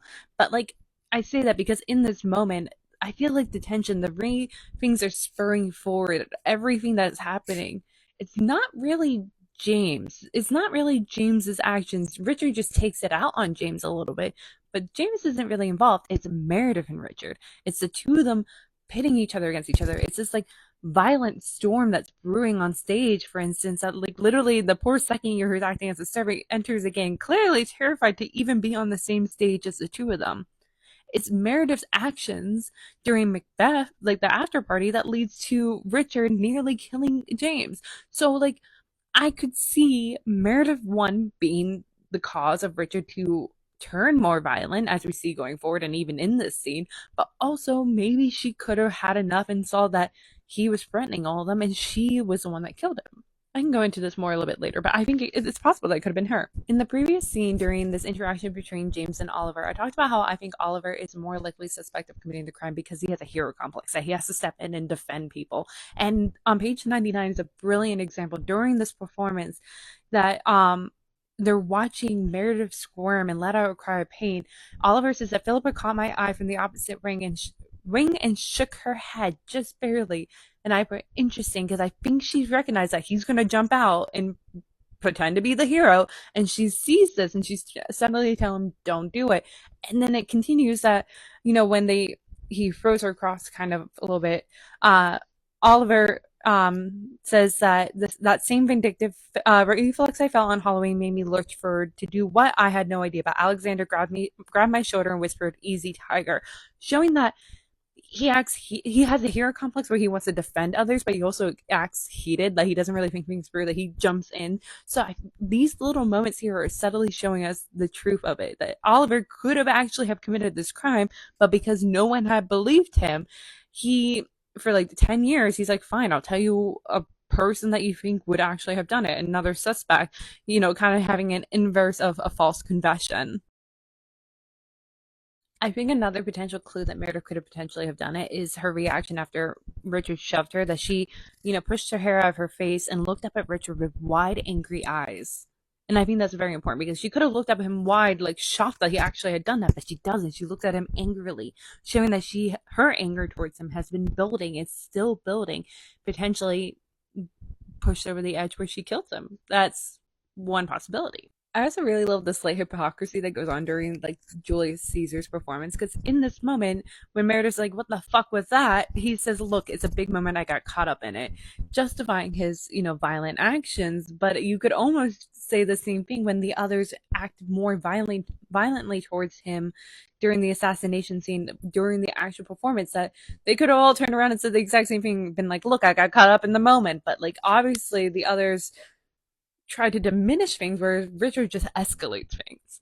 Another instant of hypocrisy is that in Act 1, Gwendolyn was encouraging that with Shakespeare, you got to feel big emotions, not small emotions. But yet here, when Meredith and Richard are feeling big emotions, she's running down the aisle saying, stop this. Stopping their big emotions, smothering it. So what do you want them to do? Their line is blurred. They don't know what's real and what's on stage anymore. It's bleeding over. And like her trying to reestablish the line now, it's too late, obviously. Once again, we get another instance of it's like fine line between love and violence, which is a common thing that we see in a lot of Shakespeare. And I say that because in this moment, Oliver describes Richard grabbed Meredith's arm and yanked her so close he could have kissed her. There's so many moments throughout this book, like I probably have come across at least a dozen so far, where they're acting kind of violently, but at the same time, it's almost romantically. Earlier in the scene, I talked about Oliver having a hero complex and wanted to step in. Another incident of this is right here on page 100, where he says that like he saw a drop of blood snaking down Meredith's sleeve. My own vicarious outrage, overlapping and confused, half for James, half for Meredith, roared up in my chest, and I ground my teeth together, fighting a suicidal urge to tackle Richard into the orchestra pit. It doesn't seem like the others are reacting violently. He's actually the first one to run on stage. He is the one, I think, more likely to have reacted and have killed Richard, in my opinion. And this is the third instant where, like, all right, so like on page 100, Richard's anger flickered off like a bad light bulb and left him looking uneasy. This is the third time in 100 pages where Richard has acted or said something vicious or violent, and when he's called out of it, like called out on it, then all of a sudden he like blinks back and he's like, oh, sorry, like genuinely sorry, and apologizes. So like it's almost like he's possessed in that moment, and then the demon escaped his body and he's left being like, what just happened? Like he's not aware of what's happening, and like I don't know what it means. And it stands out to me, like, why is Oliver telling us this 3 separate times? What does it mean? Please, I would love someone else to tell me. Unless it's showing us like a blurring the line between reality and fiction. Because remember in Act One, I can't remember what scene where like James says that he has a hard time, like he can get really into a role and has a hard time getting back out of it. What if that's the same with Richard? That like Richard's so caught up in the moment, it's bleeding into his real life, but then only when someone kind of shakes him awake does he realize like, oh shit, I it bled over and he's back into his real person. Like this is the real version of Richard. Those other versions are just him still stuck in his character, stuck as Caesar, for instance. And here's another example of why I think Oliver could have killed Richard in hopes of taking his spot, kind of like how the uncle killed Hamlet's father, took his role as the king, as Macbeth killed the previous king to become the king. Because here Gwendolyn threatens Richard, go fix this with your girl, or I'll have Oliver learn your lines and you can watch for the front row on opening night. Pretty much solidifying that if Richard's out of the picture, Oliver could take his spot, could be in the spotlight finally, be more than just the whatever character roles. Oliver describing James and Alexander in this moment where he says, beside me, James had clenched his fist so hard his arms were quivering. I shifted my feet, too agitated to stand still. Alexander leaned forward like he was ready to throw himself between the two of us and Richard if he had to. It's showing that all three of them have the potential of retaliating and killing Richard. That, again, it's muddying the water of, like, who actually did it, but it's showing that they all had the potential of it, but it also kind of plays into, like, Troilus and Cressida, how it's the guys, the men that was keeping the war going, making those decisions, flaunting their ego and their pride like peacocks. And that's the case in this book. The females are kind of just background characters, to be in all honesty. Even though they are in this quite often, they don't really direct the story. I think Meredith has a little bit more her actions direct other people's reactions, but it's the guys that are spurring the story forward, that's spurring it towards violence. This scene just brilliantly shows that all of them had the potential of killing Richard, because now Philippa is stepping in where she is calm, saying, no, of course you don't have to apologize to us. But why would you? You only interrupted her run, fucked up Gwendolyn's blocking, forced Milo to break up a fight, possibly ruined a costume, maybe damaged the set, and injured one of her friends. Not for the first time either. Now Oliver might have to learn all your lines and play your part and save the show when you inevitably fuck up again. Showing that, like, maybe she could have, because maybe she really got Richard's measure and realized he's not going to change. He's going to keep doing this, especially as the rest of the Julius Caesar performance goes on. She sees that he's not fixing himself. He's only getting worse. And maybe she did kill him for the good of Rome. Like, there's a potential that Philippa could have done this. I also really love towards the end of the scene, brilliantly, we get this line, only three of us left. James, Richard, me. Gunpowder, fire, fuse.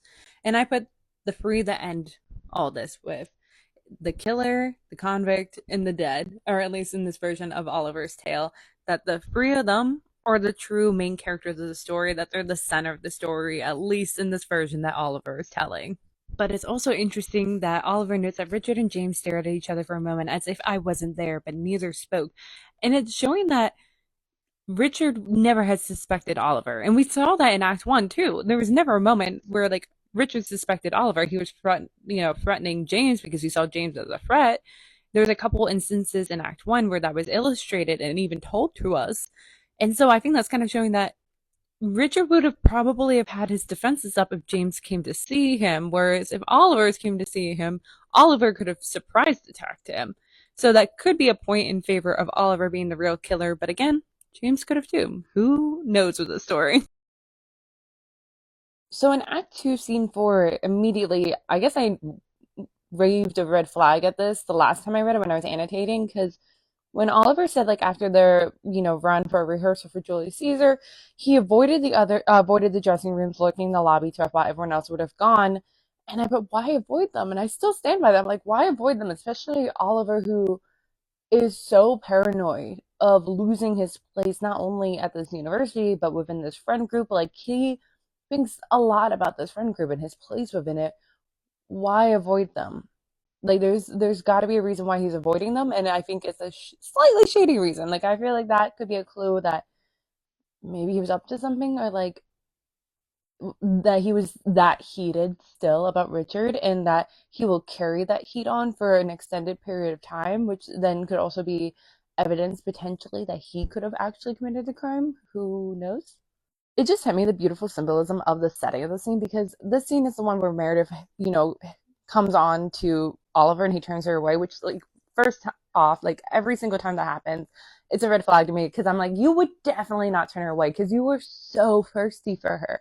Like there's no way in any universe that he'd be like, ah, I won't have her unless he has such a deep, like seated complex, like a Madonna like horror complex where like he likes her as a sex symbol far away, but the minute that she's kind of like more achievable, he doesn't like her being that sexy kind of thing.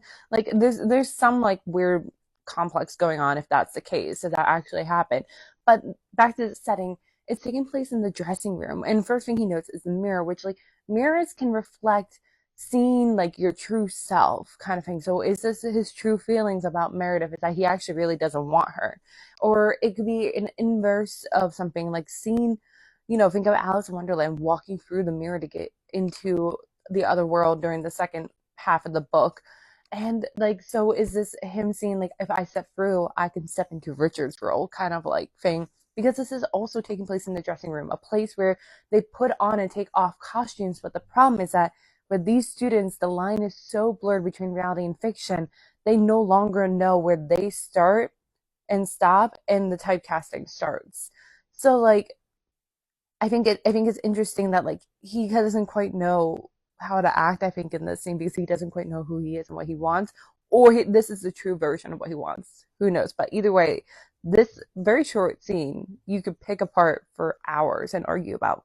Or you know what? The other thing about this of his relationship with Meredith is that it's his kind of gay panic, like his identity crisis that he grew up, as we learned later, in a very, strict white suburban neighborhood with strict values that they would definitely not have welcomed him being gay.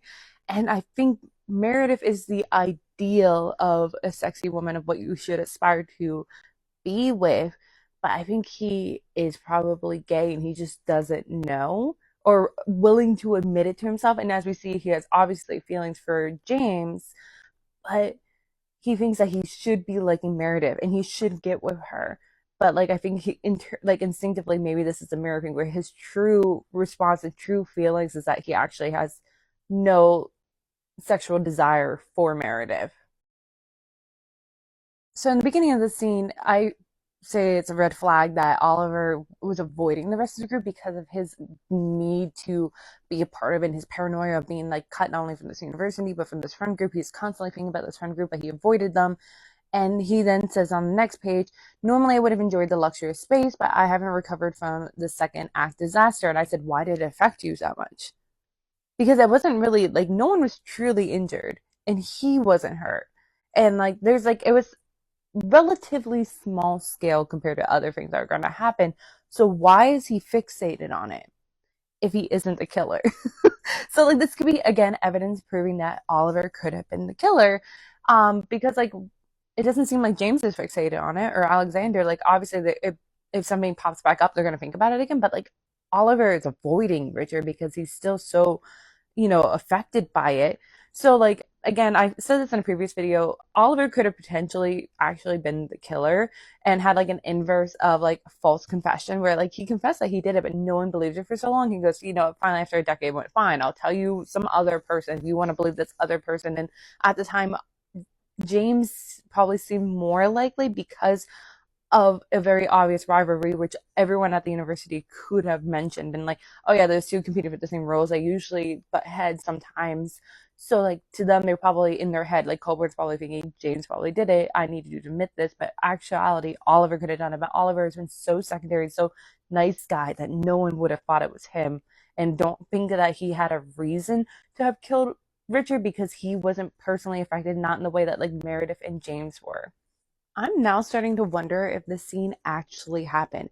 Because in a different video, like a year ago, I mentioned that I think Oliver is making up the relationship. There's a high possibility that he made up this relationship with Meredith because he brags about it to his inmates and it gives them some like credibility and like they respect him a little bit in prison when he says that to them, but he can't tell certain details about her, or the details that he gives is one that probably they wouldn't be able to verify if they look up on the internet. Is I can attach the video down below for anyone that wants to see it, but I'm saying that here because why would Meredith still be wearing that robe it's a short, barely like their robe. Like, you got to be cold first off. But two, she says, we didn't know where you went. So she went outside in like November to like hang out with them still in her costume. Like, she wouldn't have left the theater in her costume, but have known that they were looking where he was. No, I think that he's imagining the scene, and this is what he thinks the scene would look like. And of course, in this imagined version of the scene of Meredith coming onto him, she would be in a sexy outfit. There's so many things, or like even red flags in the scene that stand out to me. So first off, if this actually happened, Meredith is obviously using Oliver for revenge. If like I feel like that's the case, and the reason why she keeps Oliver around is, in my opinion, she needs someone in her life to be with someone, because her entire life since childhood, her value and worth has been dictated by others. So she kind of needs someone in her life. She kind of can't be alone, because then it seems like she has no value, and it's just something that she's internalized over the years. But also him saying, I had to remind myself she's a natural actress. Maybe she's being genuine, but he is deciding how she thinks and feels for her, kind of thing, is how I'm seeing this personally. Like, it's I don't know, like, and it's also blurring the line between reality and fiction, of like, how do you know when someone's still playing a character and when someone's being genuine, because there's bleeding between the two now. We're seeing another example of this like kind of fine line, or blurring of the line between like love and violence, which is something that we see in some Shakespeare plays. But here in this moment, it's like Meredith comes close, puts her hands on his chest, and he's wondering if she's wearing anything underneath. And he says that a part of me wanted to rip it off and find out, and another part of me wanted to crack her head against the wall and knock some sense into her. Which, like, also, that's a very violent reaction after him being mad at Richard for reacting violently towards Meredith literally like an hour or two ago. So like I think it's potentially showing like he's maybe capable of violence. He could have maybe committed this crime. Oliver's response when Meredith says, I want to, and he goes, why? Because James won't touch you? Because Alexander doesn't like girls? Because you want to make Richard furious? I'm the easiest way to do it. Which, like, that stands out to me, because, yes, he's right that James doesn't want to do it, because James hates Meredith, obviously. Or at least that's the way maybe Oliver's painting this picture. Who knows going forward? We see some things. But the thing that caught my attention was Alexander, because literally a scene or two ago, Alexander literally said, I would definitely hit that, especially if she's in that robe. She's in that robe. Alexander would definitely get with her. I think like Alexander might lean more towards being gay, but he's obviously has vocalized that he has no problem getting with girls too. Like, so like she could have got with him, but like, why Oliver? Unless this is made up and he came and think of a good enough excuse of why she would hit on him. And he also is trying to lean into his typecasting, the typecasting he gave himself of the nice guy. And nice guys wouldn't do this, like, just agree and hook up with her in this moment, kind of thing, I think is what he's doing. Oliver saying to Meredith, you're lovely, but you're not worth that. It's kind of heartbreaking, because that is her fear. And she literally told them that out loud in class, that she's afraid that her value and her worth only comes down to her beauty and it's going to go away. And him saying you're lovely, but you're not worth that, is saying that I don't want to hook up with you. Like, you're hot, but you're not hot enough for me to hook up with. It's not like, he's not saying like, I like you as a person. I don't want to do this as a person, or anything on any other level besides her beauty, which is hitting her deepest fear. Like, that is terrible. I think there's more to the quote that Oliver says at the end of this, where he quotes Romeo and Juliet. He says, courage, man, the hurt cannot be much.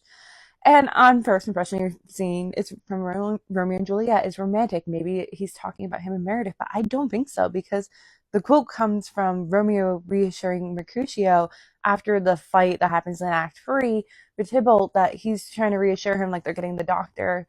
And so like I'm wondering, like, it's not a romantic quote. It's not a quote said romantically between people, if he's talking more so about him and James in this moment, potentially. So I just want to quickly read off my annotation at the end of this scene, because I think it kind of summarizes nice enough what happened. So I think Meredith is using him, but that being said, she is vulnerable right now. That's what I put. Vulnerable right now. Like, you can obviously see it. Like, just looking at her, and Oliver sort of just dug at her insecurities. He doesn't help her, reassure her. Like, if he has like I said, they had a hero complex, but like, it's a very bad hero complex, because he could have reassured her. He could have stepped in and comforted her, even without it being sexual. But he didn't. He dug at her insecurities and made her feel worse.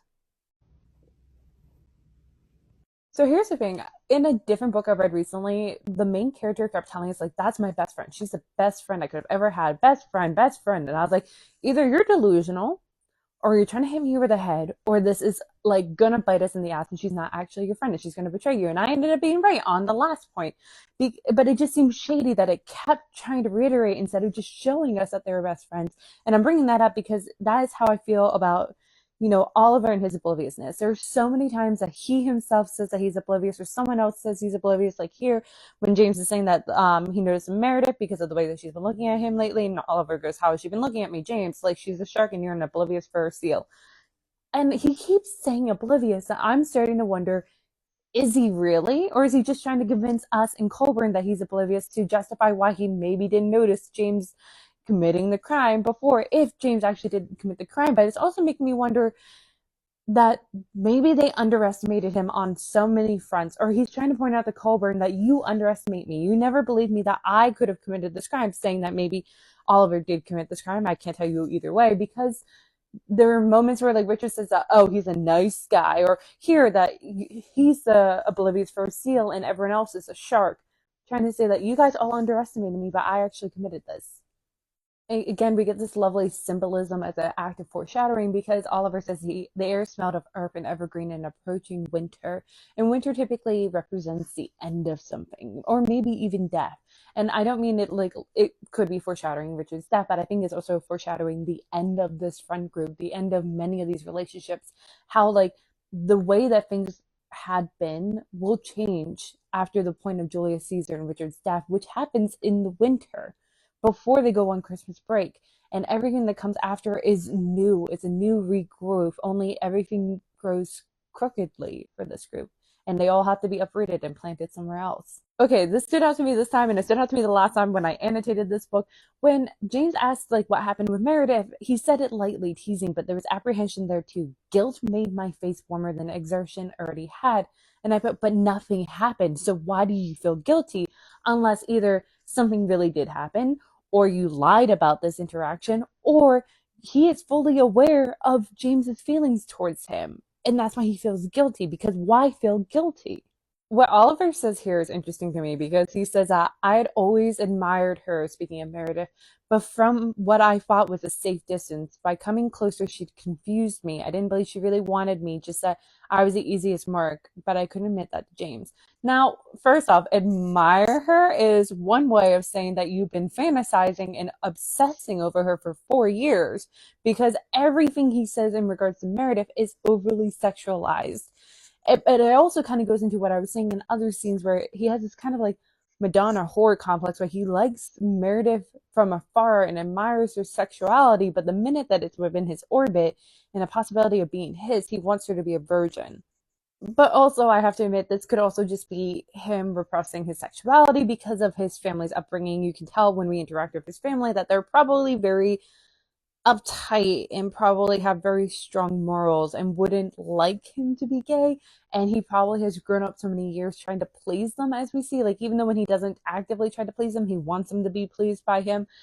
And so he wouldn't want to come out and be like, yeah, I'm gay. So he thinks that the best way to hide that even from himself, because of years of this potential, brainwashing, he thinks he should want Meredith, and he does want Meredith. And that's why he constantly is thinking about Meredith, even though in the back of his mind, he is fully aware that he's attracted more so to James. Okay, I'm gonna go on a quick little like side tangent, but like Oliver is saying to James, it's like Alexander said the other day, I couldn't decide if I wanted to kiss her or kill her. And it didn't feel believable to me. Like, I didn't believe that's what it was going through his head during that scene. I think he's trying to he thinks he should be acting that way, if that makes sense, because the interaction with Meredith followed immediately after what Alexander said with this conversation, that I didn't know if I should kiss you or kill you, to what he said to James. And it's making me wonder if Oliver could potentially be a psychopath, sociopath, where he doesn't quite know emotions, so he's trying to mirror others, maybe, because there's certain times, like with his interaction with Meredith, makes me wonder, does he really have emotions? I don't quite know. I'll actually look a little bit deeper in this, but I'm just thinking of this because I'm rereading Vicious by V.E. Schwab, and the two main characters, Eli and Victor, are sociopaths and psychopaths. And while they tried to mirror the emotions of their peers and tried to seem normal, the one thing is that you see this obsessiveness that they have towards each other. It's almost bordering on romantic, which you could argue could be kind of what's going on here between James and Oliver. In a couple scenes so far, like in the Macbeth scene, and I believe it's Act 2, Scene 2, Oliver points out that James doesn't look well, that he looks kind of ghostly. Like even here, he says James's face and throat glistened feverish red, but the rest of his skin was pale from sleeplessness, and the contrast made him look distinctly unwell. Now here I said, kind of reminds me of the Telltale Heart, where like you eventually start to spiral and not look well. Or like in a previous scene, I said it reminds me like he might be Dorian Gray's painting, where like he's reflecting the worst while Oliver is looking better through this trials.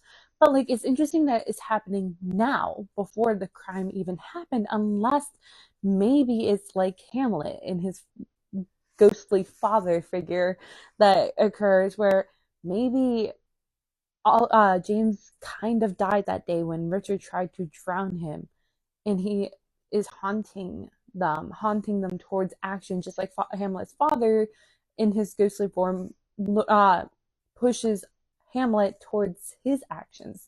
And Hamlet is the one to react, the one to cause a lot of these problems, as Oliver might be the one to react and cause a lot of these problems. Once again, it's the subtlety of this book that I love the best. And it's the small descriptions. Like here, it's not important, but it's important because it enhances our understanding of what the environment at this university was like. Because every time Oliver talks about being out in the greater university, outside their orbit, the theater students going to the refectory, which is our cafeteria, he always mentions that, like, for instance, the dancers are sitting together stretching their long legs, or at another table is the choral music students inhaling steam from cereal bowls mixed with hot water. And it's showing that they keep to their groups, that they kind of support one another when they do their performances and stuff throughout the year, but they keep to their own little bubbles within this greater bubble. And they like ostracize one another, that maybe if they had mixed with the other groups, they might have gained a little bit more perspective and wouldn't have become such echo chambers that would have created this environment to allow the events to happen throughout this book. Sometimes I'm impressed by my own annotations that I have when I last read this book, because they're looking at a poster of Richard, promoting Julius Caesar, and underneath his very scary picture is "Always I am Caesar." And in my annotation, I put, "He will always be memorialized or remembered as his last role to them. He is always I am Caesar." Richard will always be Caesar in their minds of all these students going forward. Again, this could be another clue to pointing towards my theory, which is that Oliver actually committed the crime, because he says, "I was still staring, annoyed that James wasn't more annoyed. Fuck this," I said. "I don't want him watching me like Big Brother from every wall for the next 2 weeks." He Like I said in a separate video talking about why I don't think James was being shady when he was sitting off by himself during the Julius Caesar after party, because I think James is like a kettle taken off the fire. He's no longer boiling. He like took himself away and can calm himself down a little bit. Whereas throughout all this, we're watching James just continue to boil, where he's starting to steam. So it makes more sense to me that Oliver, during all this time, has been building, building, building till he erupted and reacted and took out Richard, because he did it for the good of Rome. He seems more like he's building to something than James is. James is diminishing, which you could argue that, finally he might crack. Like, you beat a dog for so long, it might bite you back, kind of thing. I think that's the saying. I really don't know off the top of my head, but I feel like it just makes more sense to me that Oliver could have done it, because we're watching him building steam. What Oliver says here is interesting to me when he says, "I glanced away around the refectory, curious what sort of secrets everyone else was keeping, how little we wondered about the inner lives of other people." Now, one note, it is very wise, because it's kind of pointing out that at the end of the day, we really don't care about other people's lives. We think about ourselves the most.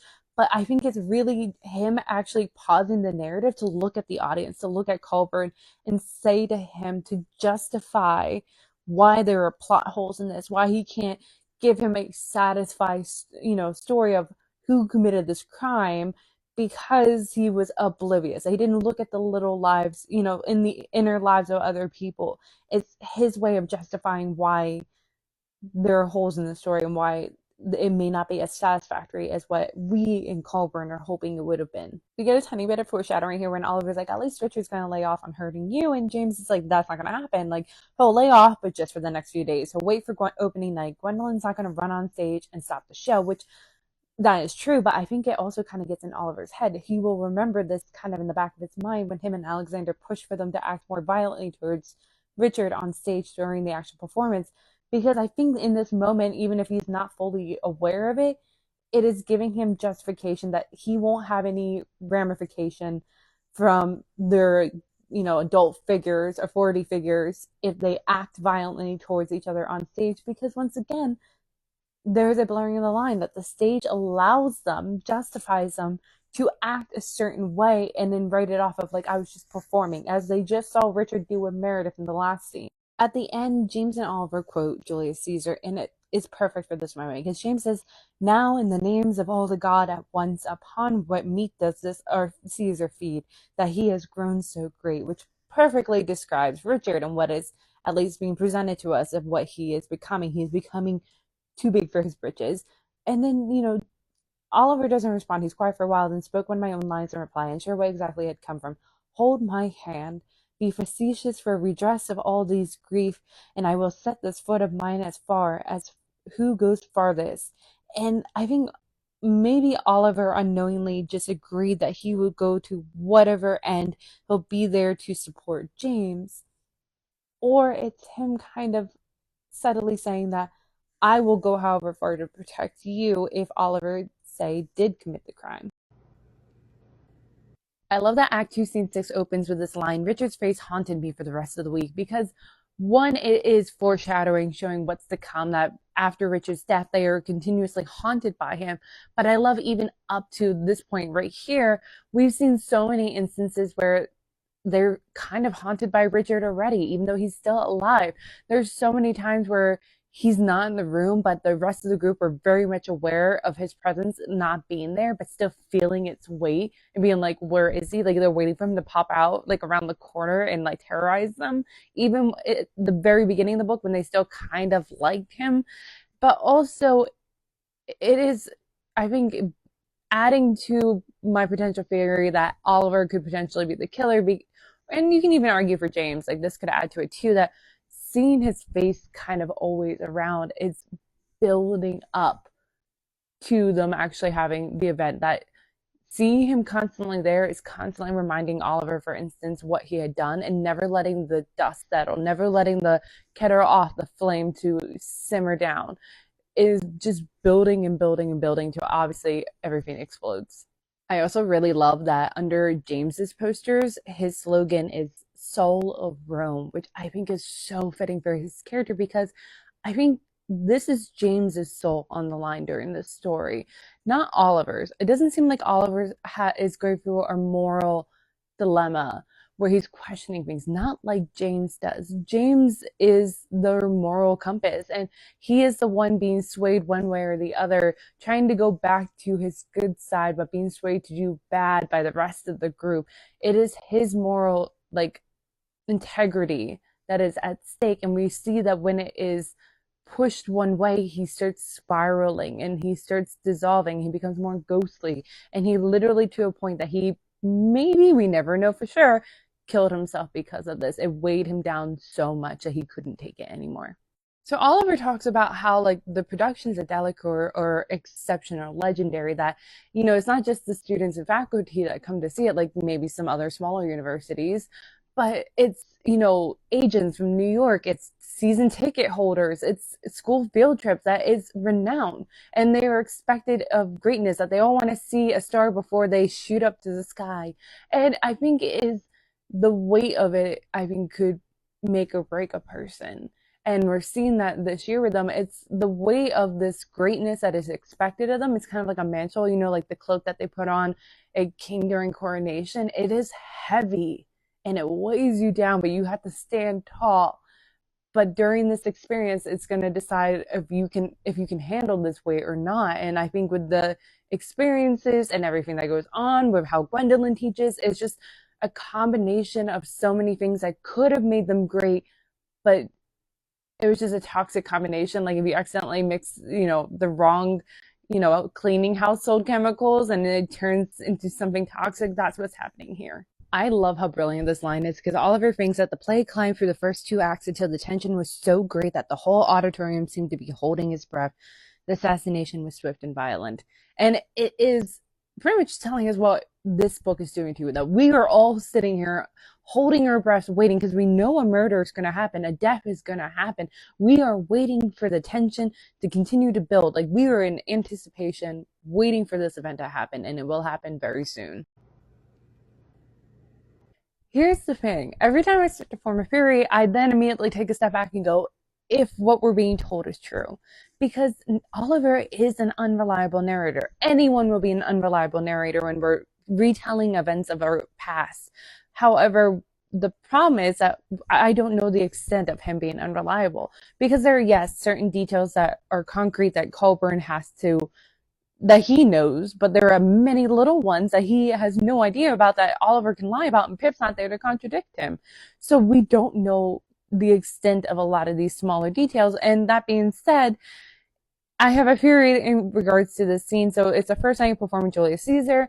Oliver stabs him in the assassination, Richard, and Richard reacts by elbowing him in the ear pretty hard.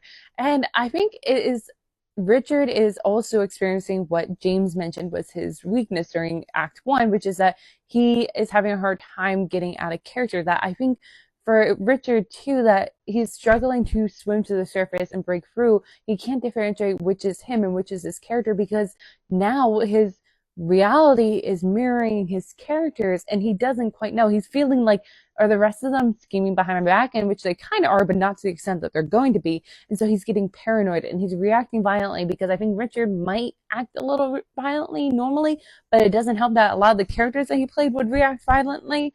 And so it's blurring and it's getting worse and it's just building.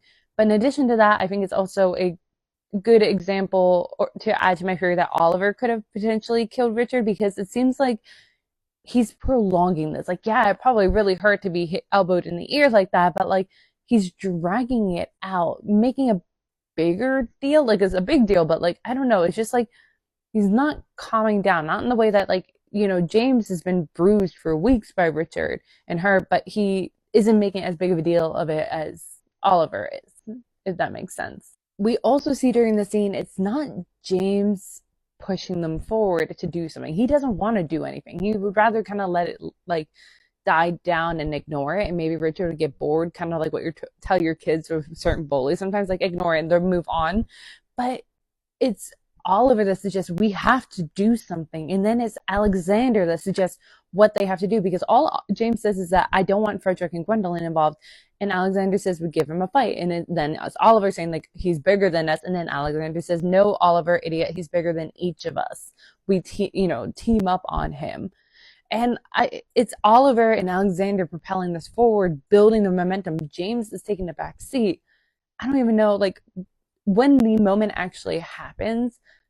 I'm gonna double check, but I don't remember James really participating as much. But it's hard to tell because of the heat of the moment and everything going on, and we're in Oliver's perspective. So maybe he did, and we don't know. However, that being said, James, previous to that, there's something that makes me a little hesitant about because Oliver initially goes, he's been bruising James. James show him talking to Alexander, and James hushed me, but unfastened his left cuff button and peeled his sleeve back. So, like, he hushed him like he didn't want him to say anything, but then proceeds to show. It makes me, on one hand, wonder that he didn't want to get his hands dirty, but yet was kind of showing to push the others forward into their actions. I don't lean towards that. It does make me think it, but I lean more towards probably James just didn't want the stagehands to overhear and was trying to keep it just between him and Oliver and Alexander. Here's a fascinating little thing that stands out to me, and I found about it like last time I read this book, which is that it's interesting that Richard does die, and then Alexander almost dies, and the two of them are actually similar. But the thing is that they decide that Alexander deserves to live, that he deserves to be saved, but also that they don't hate him, but he has very similar traits to Richard. He is equally violent with one of them. There are so many times where on stage he performs violently, shakes them or squeezes them, or even in real life, like here, Alexander puts his hand on Oliver's shoulder in like a vice. Like it's tough. But if Richard did it, they would be threatened because he's larger and they just assume he's more threatening. But Alexander is equally threatening, but yet they don't see him threatening. What goes against my theory that Oliver could have killed Richard is that after Alexander proposes that if Richard tries to do anything, instead of the normal assassination scene, we do a right ass kicking. And James is the first to say, "Here is my hand. The deed is worthy doing." It was after a long pause. And then Oliver says, "I hesitated also a split second longer. And so say I." Alexander squeezed my arm. "And I, and now we have free, have spoken. Let the stupid bastard do his worst." And then I put my annotation, "No going back. They've set their path for their destiny." This is what is going to push Richard to his edge and make things even worse than they anticipated. But it's interesting that James spoke up first, whereas I thought Oliver would be, unless Oliver is twisting the narrative slightly. Again, we don't know what is true from him. But also, it's the three of them scheming, forming this plan of attack. One, it kind of reminds me of the witches from Macbeth, like smiling in the dark, like, look, we have a plan. But also, you could think of it like a lot of these other plays. Think of a lot of the boisterous, peacocking men and a lot of these other plays that lead to the tragedy, like the men in Romeo and Juliet, the men in Troilus and Cressida. They are the ones pushing things to go worse than they already are. So as you can see, the pink highlight is actually my favorite quotes, and I still stand by what Oliver says here as being amazing in Act 2, Scene 7, because it's after the first performance of Julius Caesar, and the other students are looking at them wide-eyed, and he says, "How can we explain that standing on a stage and speaking someone else's words as if they are your own is less of an act of bravery than a desperate lunge at mutual understanding, an attempt to forge that tenuous link between speaker and listener and communicate something, anything of substance." And I think that is just so beautifully said. And I think we can relate, even if we're not actors, that like there's a reason why we love quotes in books or songs and movies, that we cling to them because they offer us the closest way of maybe speaking what we are feeling or what we're thinking, saying it in a lovelier way, of feeling also like you are seen, you are heard, that you're not alone. And on a different level, though, like, so on one level, that is what these students are feeling, that they're not alone, that they feel seen, that their inner thoughts and feelings are being reflected somewhere else.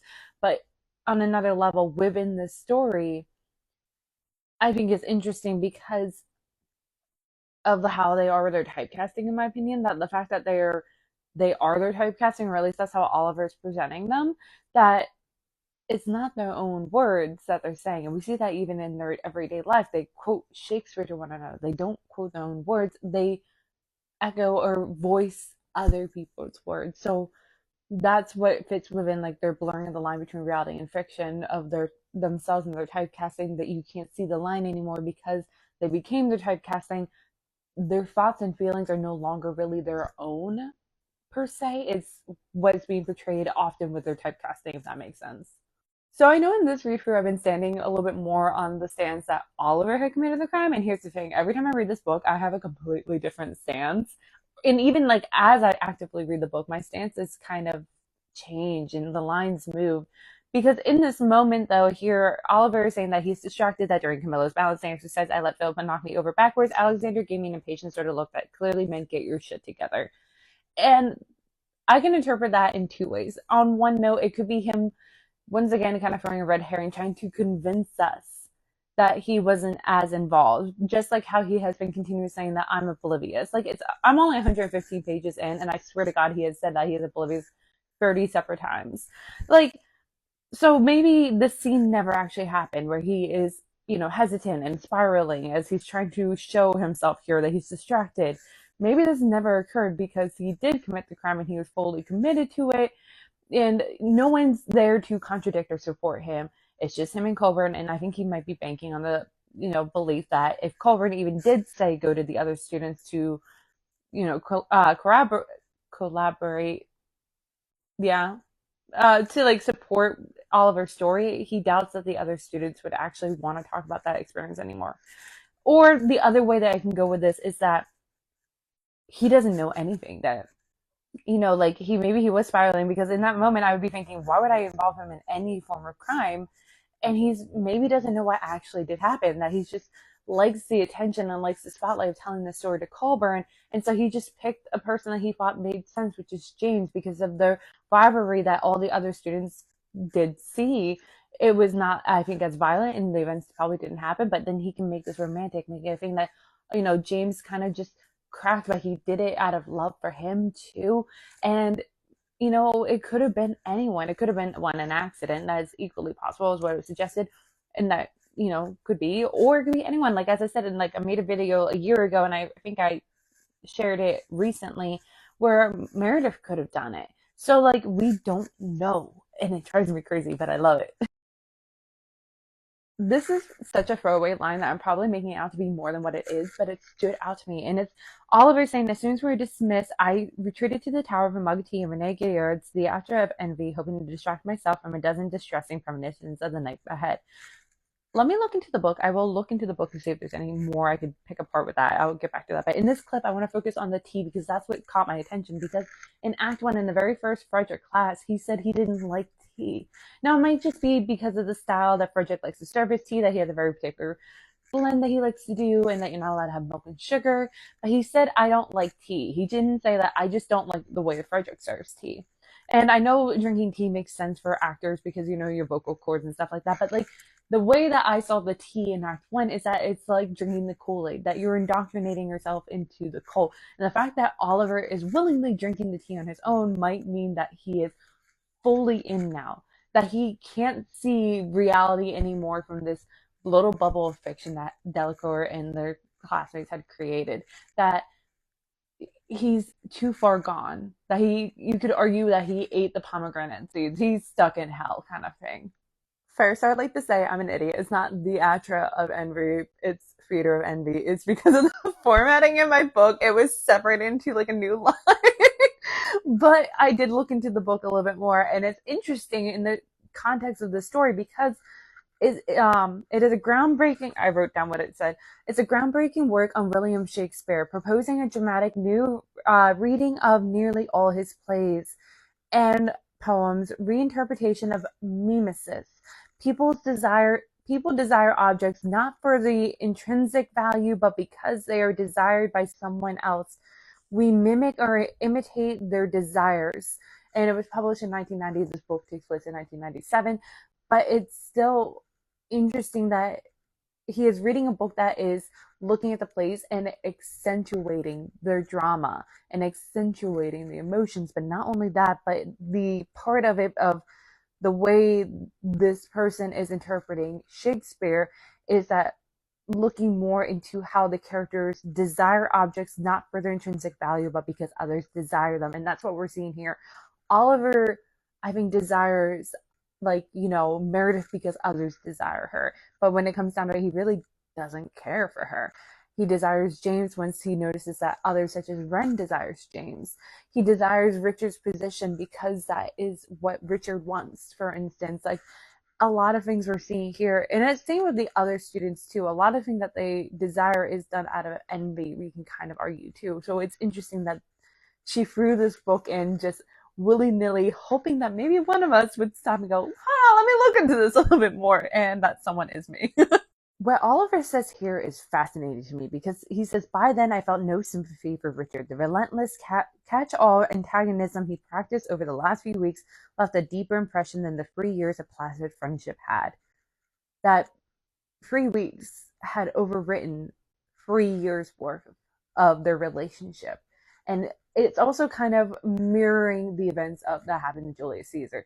That certain events leading up to Julius Caesar's assassination validated and justified to the other senators that their actions that they were about to take made sense, and that they should do it because of how he acted. So we're kind of seeing that being mirrored here. But it kind of sucks that they went this far, kind of, for 3 weeks worth of action of him being caught in his character, not realizing that they're all caught in their character. It's just that he's caught in a character that is brutish. Whereas, like, yes, Alexander plays the villain, but he plays cunning villains, not aggressive villains, if that makes sense. But that also reflects why the only other person that is close to death that they have to decide whether they're going to save him or not is Alexander, who equally is villainous.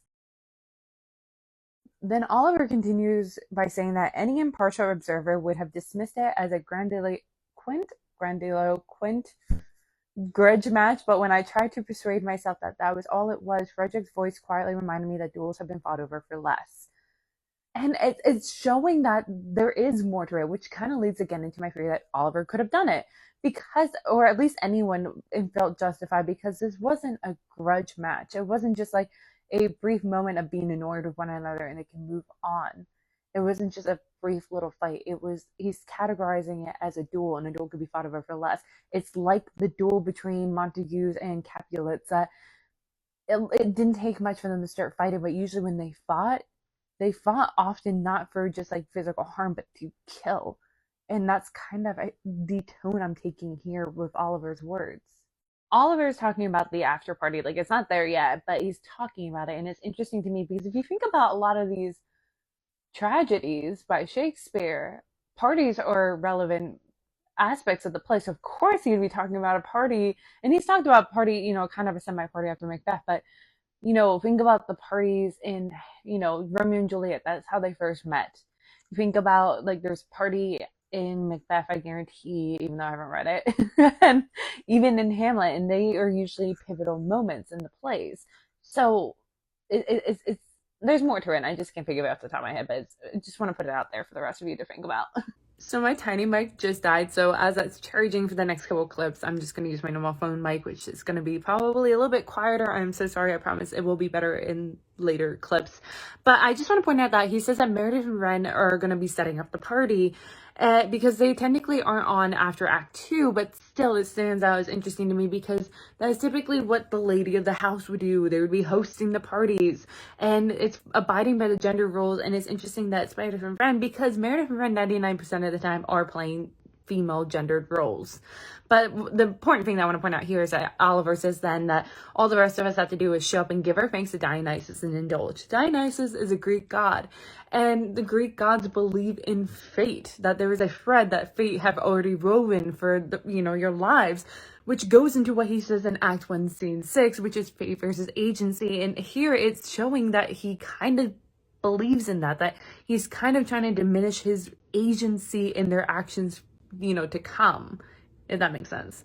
The emotions that Oliver is describing here is fascinating to me because he separates himself leading up to this moment. He sits in his room by himself reading a book, and when he leaves, you're not interacting with anyone. He's not walking over to the play with anyone. He doesn't come across anyone until he comes across Alexander when he gets to the theater. And he says that when on his walk over that he was fretful, anxious feeling that became more and more like dread with each passing minute, and obviously was showing in my face as Alexander confronts him.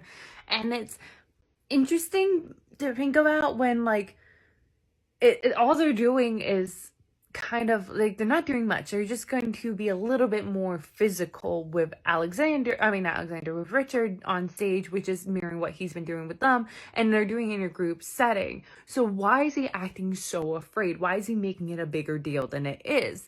Unless he is planning something more, potentially. Now, while I did say I do believe that any of them could have committed the crime, it could have been an accident, but, Meredith could have done it, James could have done it, Alexander, Pip, any of them could have done it. But it makes more sense to me that Oliver had done it, because in this scene, the course of it seems like he's still building. He's still a kettle on the flame boiling, where all the others were taken off the flame. Because Alexander, I think in this moment, yes, is eager to do this, but I think he's contextualizing it the way that I think we're supposed to, which is that it's just to give Richard a taste of his own medicine, to rough him up just a little bit, to show like, yeah, this isn't fun, buddy, knock it off kind of thing, and move on. He's not thinking more than that. James isn't, spiraling, even though he is the one that physically has gotten hurt, and like they are going to retaliate, but he doesn't think more. He's not, fixating. He seems fine in this moment. Pip seems fine. even on stage, he says that it seems that Richard and Meredith seem to have overcome their difficulties, or at least have put them on hold for the duration of the run. He was rough with her, but not violent. She was impatient with him, but not provocative. They had kind of put it aside, and they were fine. Whereas Oliver is boiling over. He is simmering. He's getting worse. He is spiraling. So it makes more sense that he has been building up to potentially killing Richard, whereas the others haven't been building in that same manner. Once again, we get a mirroring between the stage for Julius Caesar and Richard's death, because here he's saying Act 3 opened with a silhouette that columned against the scrim which glowed scarlet, a red dangerous dawn. And it was dawn when they go to see Richard's dead body.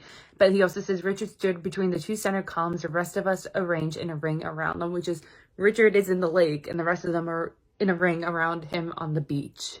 I highlighted these lines because it stands out to me. I was standing closer, so close that I could see the tiny tick of nerve in Richard's jaw. Alexander waiting with a predatory feline patience on the opposite side. Now, again, it could mean that maybe Alexander committed this crime. He definitely seems the most likely with his actions and when being the first to propose these, to attack Richard in this moment, to let be when it comes to that moment. Something about him seems most likely to have done it. Or it could be just a red herring that Oliver is trying to convince us in Colburn. But it is Richard's nervous little tick that he has that stands out to me, because it is showing that Richard is probably having a hard time differentiating what is reality and what is fiction.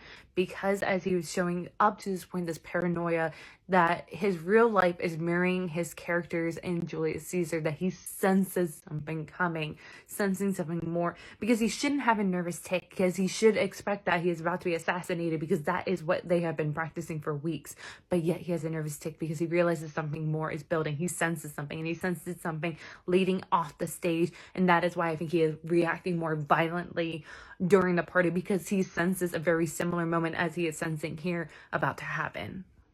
Now, let us remember the quote I read off in the beginning of the scene, Act 2, Scene 7, when Oliver was saying that it's speaking someone else's words as if they were your own is less an act of bravery than a desperate lunge of mutual understanding. And that is happening right here with Richard. Yes, he is speaking Julius Caesar's words, but he is looking around at the rest of us with a bright, gleaming eye. He is trying to say, look past our characters. I am speaking directly to you. As I said, I could be well moved if I were as you. If I could pray to move, prayers would move me. But I am constant as the northern star, of whose true fix and resting quality there is no fellow in the firmament.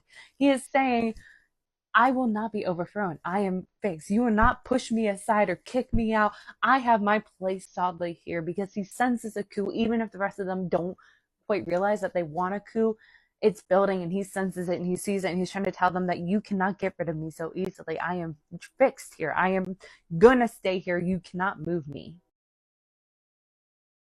Everyone is probably getting real sick of me bringing up the blurring of the line between reality and fiction, but that is such a big element of the story and a big component as to why some of the events happen. And it's illustrated beautifully here with Oliver, where he says, like, my eyes were fixed on James and Alexander. They mirrored each other's movements, turning slightly downstage so the audience could see the steel glinting in their belt.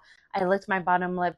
Everything was a little too close, too real. Like I was sitting in the front row of a movie theater. I squeezed my eyes shut, fist clenched on the hilt of my knife, listening to the 5 fatal words that would spur me into action. Like, he's not, like, he's either so engrossed in his character that he's really feeling it, or he's unable to differentiate between reality and fiction now. There's too much blurring between what is happening in their lives off stage with what is happening on stage, and that's why there's bleeding going on. In one line, I could interpret it in many different ways. So when Oliver says, I squeezed my eyes shut, fist clenched on the hilt of my knife, listening for the 5 fatal words that would spur me into action. One, him squeezing his eyes shut. Is it him willfully blinding himself to the events that are going on around him? And that's why he can claim, being oblivious, being ignorant. Or you have also him saying, listening for the 5 fatal words that would spur me into action.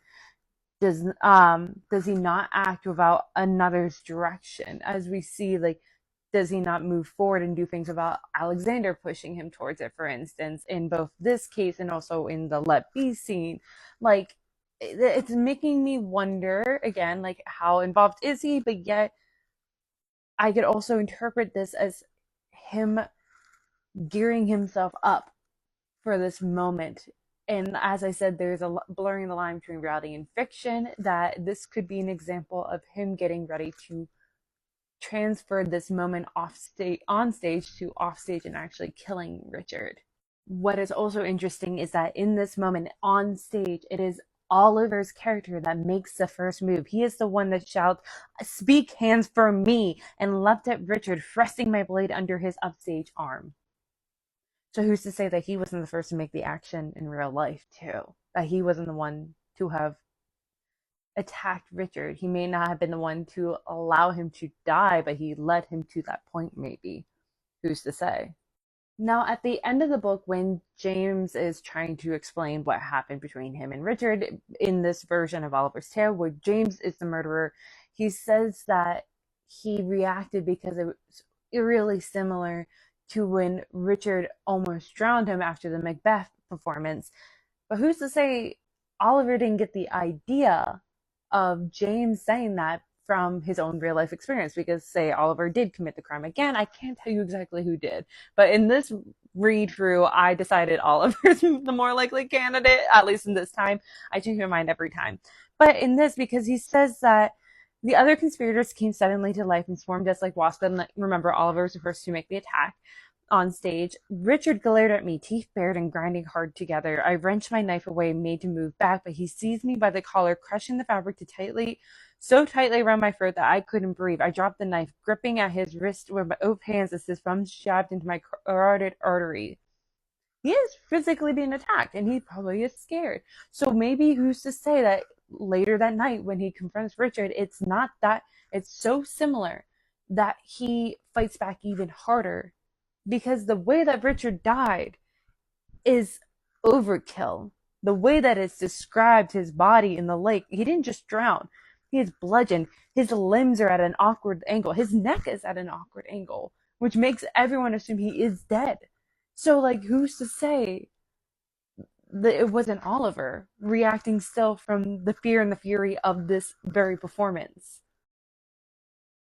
Let's also remember that Oliver has a slight hero complex, and we've seen it, manifest in many different ways. He acts like he's afraid of Richard. And there's so many times where he tells us that, but his actions say differently. There are a couple times where Richard, threatens James, or the way that he threw Meredith across the stage during their practice performance, and Oliver reacts. He steps in between them and wants to kind of fight him, and others kind of have to hold him back, especially during the scene with Meredith. Like, Pip and Alexander, the ones that kind of hold him back a little bit. And we see it here too on stage during the performance when, Richard is lashing out wildly and hit Pip right in the stomach, hard enough to knock her spiraling. She landed in a heap on the stairs. I made it to my feet just in time to watch her fall. And then an inarticulate sound of outrage stuck in my throat.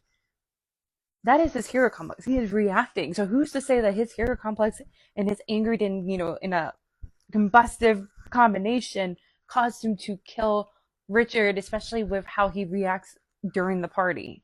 Again, there are so many little moments during this assassination scene being performed on stage that makes me think that maybe this is actually what happened to Richard.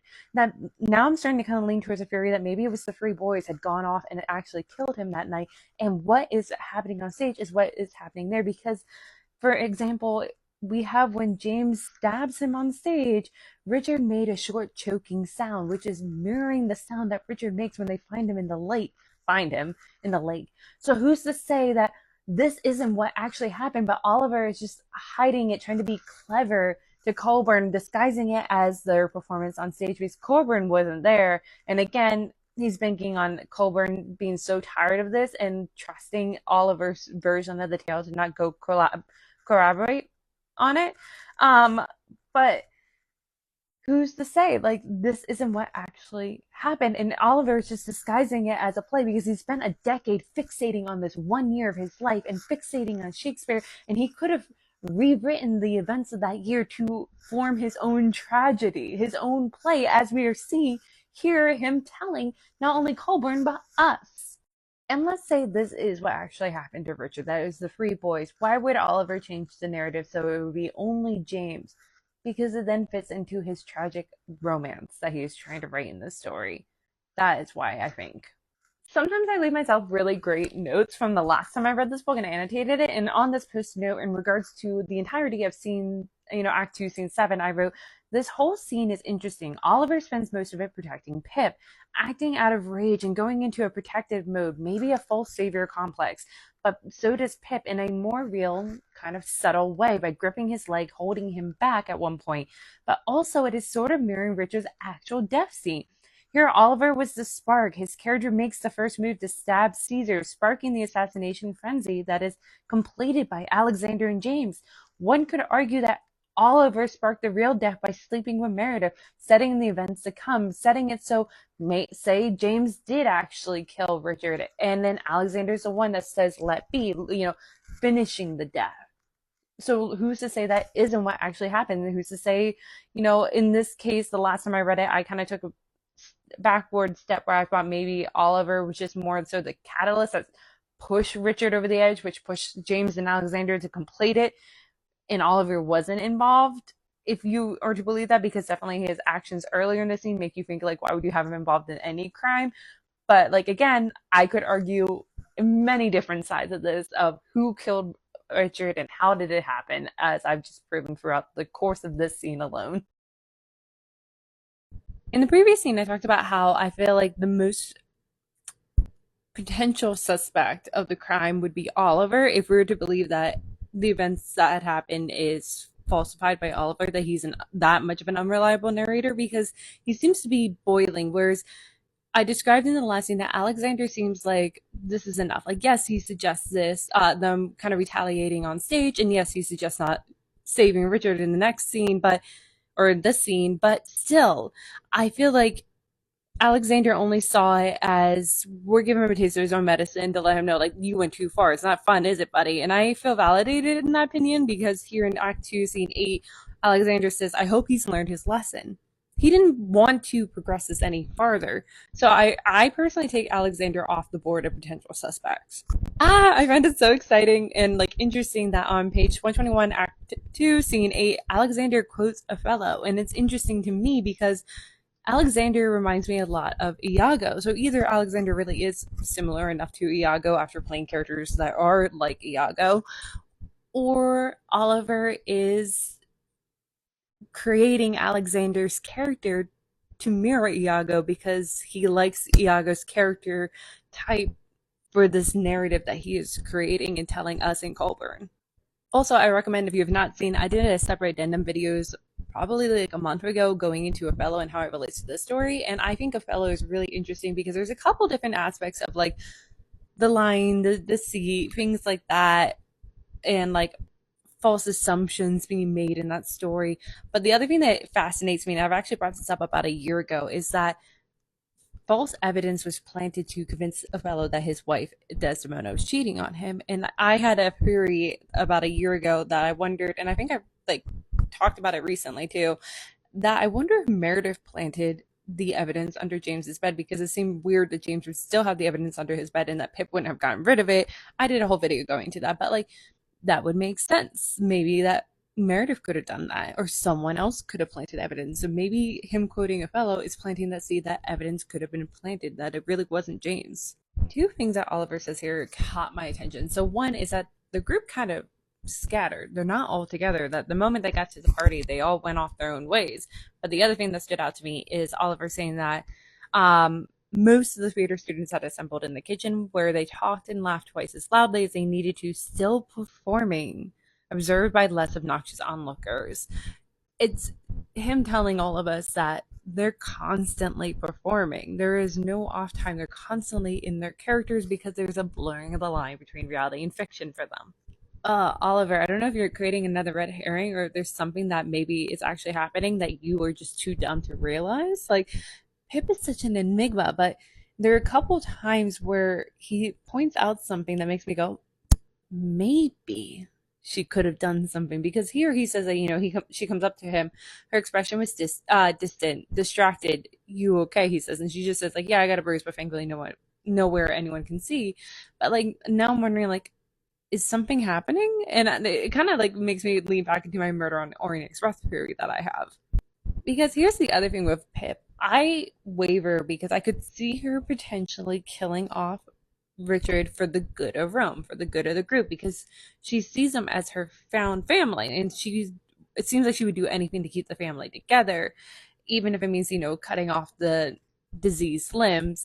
However, at the same time, I could see her not killing Richard because I could see her trying more so harder to keep them entirely as a group, all of them together. Like she wouldn't cut, she would try to keep figuring out ways to keep everyone happy and together. Oh, fucking Oliver. Here's another example of how he sees her as gender fluid, as an enigma, because a couple of scenes ago, he went into so much detail about Ren and Meredith's outfit. A lot more about Meredith's, which is very telling. But when he says, "You look good to me," I said lamely, "She wore a short blue something that showed off her legs." He doesn't even remember or even attempt to describe, was she wearing a dress, was she wearing shorts, was she wearing a skirt. Doesn't care because she's gender fluid. So she isn't either a boy or a girl in her head. She kind of straddles depending on what he wants and needs in that moment. Oliver, you're one of those dudes. Because he then says, "Mercifully, she wasn't too made up and still looked human." You're one of those dudes. When Pip asks where's Alexander, Oliver responds by prowling on the dance floor, prowling for first years who don't know they're gay yet. And in my annotations, I put interesting term of phrase because that's Oliver's experience right now. Colin is such an interesting character because he joins the group more so after Richard's death. And he was called Richard II in Act 1, Scene 1. But we don't really see much of him except for during performances. And here, where, for instance, he goes over to Oliver and says, 3-1 went off the rails today, everything all right. He's noticing things, but he's still an outsider to the group. And I have so many questions, and I would love to pick up his character apart more, but I don't know where to start, and I don't know how to think about him just yet. But he is someone I'm tabbing to think about later. When Oliver thinks we both remembered or too well what had happened the last time Richard drank too much, I feel like that is not something he thought of in the moment. I feel like that is his future self editing this moment, that he's kind of giving an excuse more so now and from the future for Richard's actions. Whereas I think in that moment, he was not giving Richard that excuse that he was drunk. He was building up to retaliating against Richard. The group was building up instead of just letting it be, letting him be drunk and excusing oh, he was just drunk on that one night and he got, a little out of hand.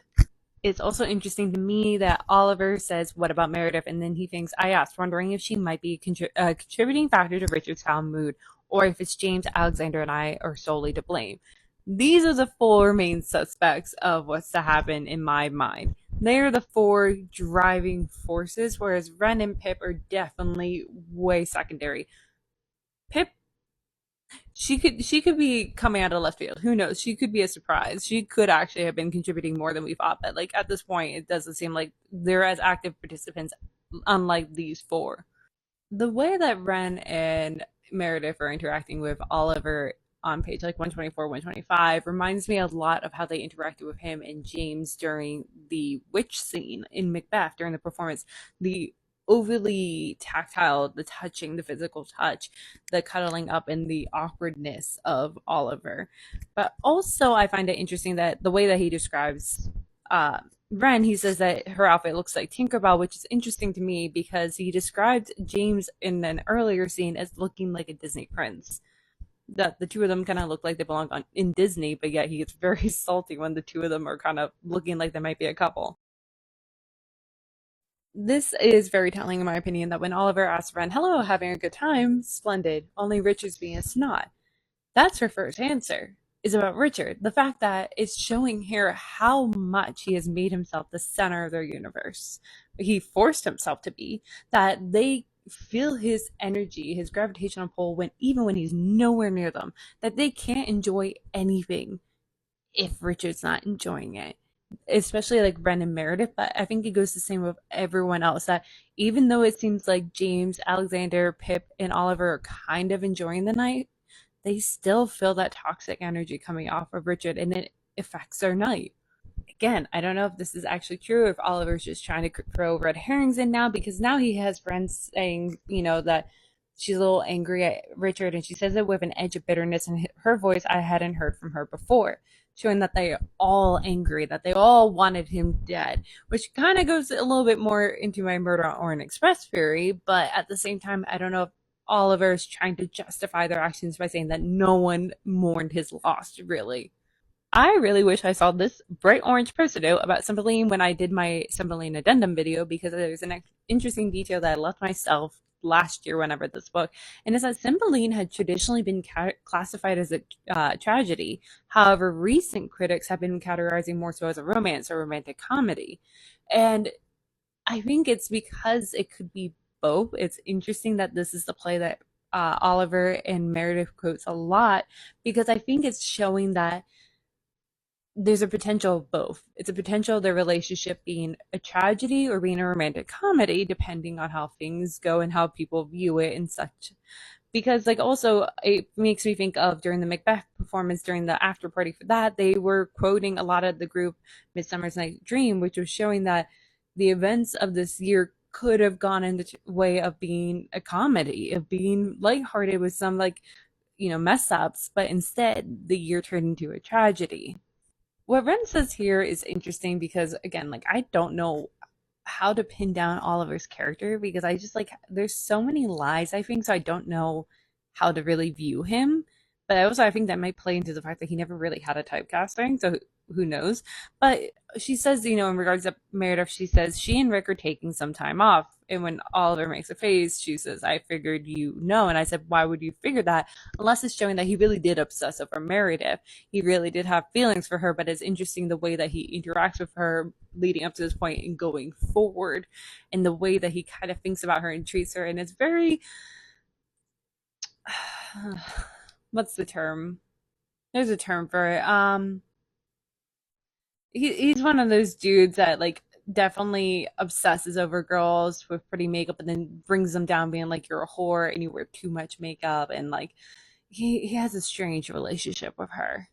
So James's first appearance in this scene, he is quoting Midsummer's Night's Dream, and my annotation puts here, this doesn't seem like someone distressed or upset, but rather in a relatively good mood. He's quoting a silly interaction that occurs in Midsummer's Night's Dream, but also, like, yeah, he has his hands in his pocket. And when Oliver says, where have you been? Honestly, yeah, honestly, I was making the rounds for a while, but I got overwhelmed and snuck upstairs to do some reading.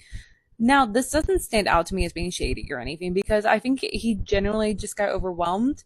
And as James had pointed out in Act One, that he has a hard time kind of shrugging off the mantle of his characters that he's playing. That he has a hard time leaning back into who he is. So I think maybe for James, he just needs some time alone to remember who he is and that he's not his character anymore. And as Oliver had pointed out earlier in this very scene, that the theater students at this party are still in character. They're playing a part still. This little detail makes me question if it actually happened or what's occurring, or if there really was any bad blood between James and Richard, because he described earlier in the scene that Richard is upstairs drinking himself silly with whiskey. But then here, James says that he went upstairs to do some reading. Now, I imagine Richard doesn't have his door closed. He is someone that needs other people to pay attention and come up and be like, "Oh, are you okay?" Like, he's waiting for that. He's waiting for Ren and Meredith to come up and do that. And so he would have noticed James walking by. So if there was really any bad blood, then something would occur then, but it didn't. So now it makes me question the validity of so much of, like, everything pretty much at this point. So it stands out to me that Oliver says that it occurred to me for the first time, I think, how alone we were when the castle was empty. Now, to me, Dark Academia and Gothics are close kissing cousins. They are very similar. They usually have similar enough settings. They both often have characters that are steady, like, losing, like, setting it decline into insanity, and they're losing their mind and they don't know what's real and what's not real until, like, everything kind of hits a breaking point. And it's just like a very psychological kind of stories often. But it's standing out to me here that he's saying like the alone in the castle, which is a very common setting for classic Gothics. Oliver's description here of him saying that he just realized how empty the castle can be with them just alone, that it's just the seven of us. The seven of us and the trees and the sky and the lake and the moon, and of course Shakespeare. He lived with us like an eighth roommate, an older, wiser friend, perpetually out of sight but never out of mind, as if he had just left the room. And it's, I think, him trying to act like they were exceptional, that they were an exception, that they were special, that they were this unique thing, but really they were just regular college kids. They were a little different because they spoke Shakespeare, but like there was no reason for things to escalate the way that they had. And like I think Oliver is trying to justify by, showing the setting, by showing, particular details of each of the characters within the story, because they are characters within the story, trying to justify why this happened, but really there's no justification. There's no reason why this had to have happened.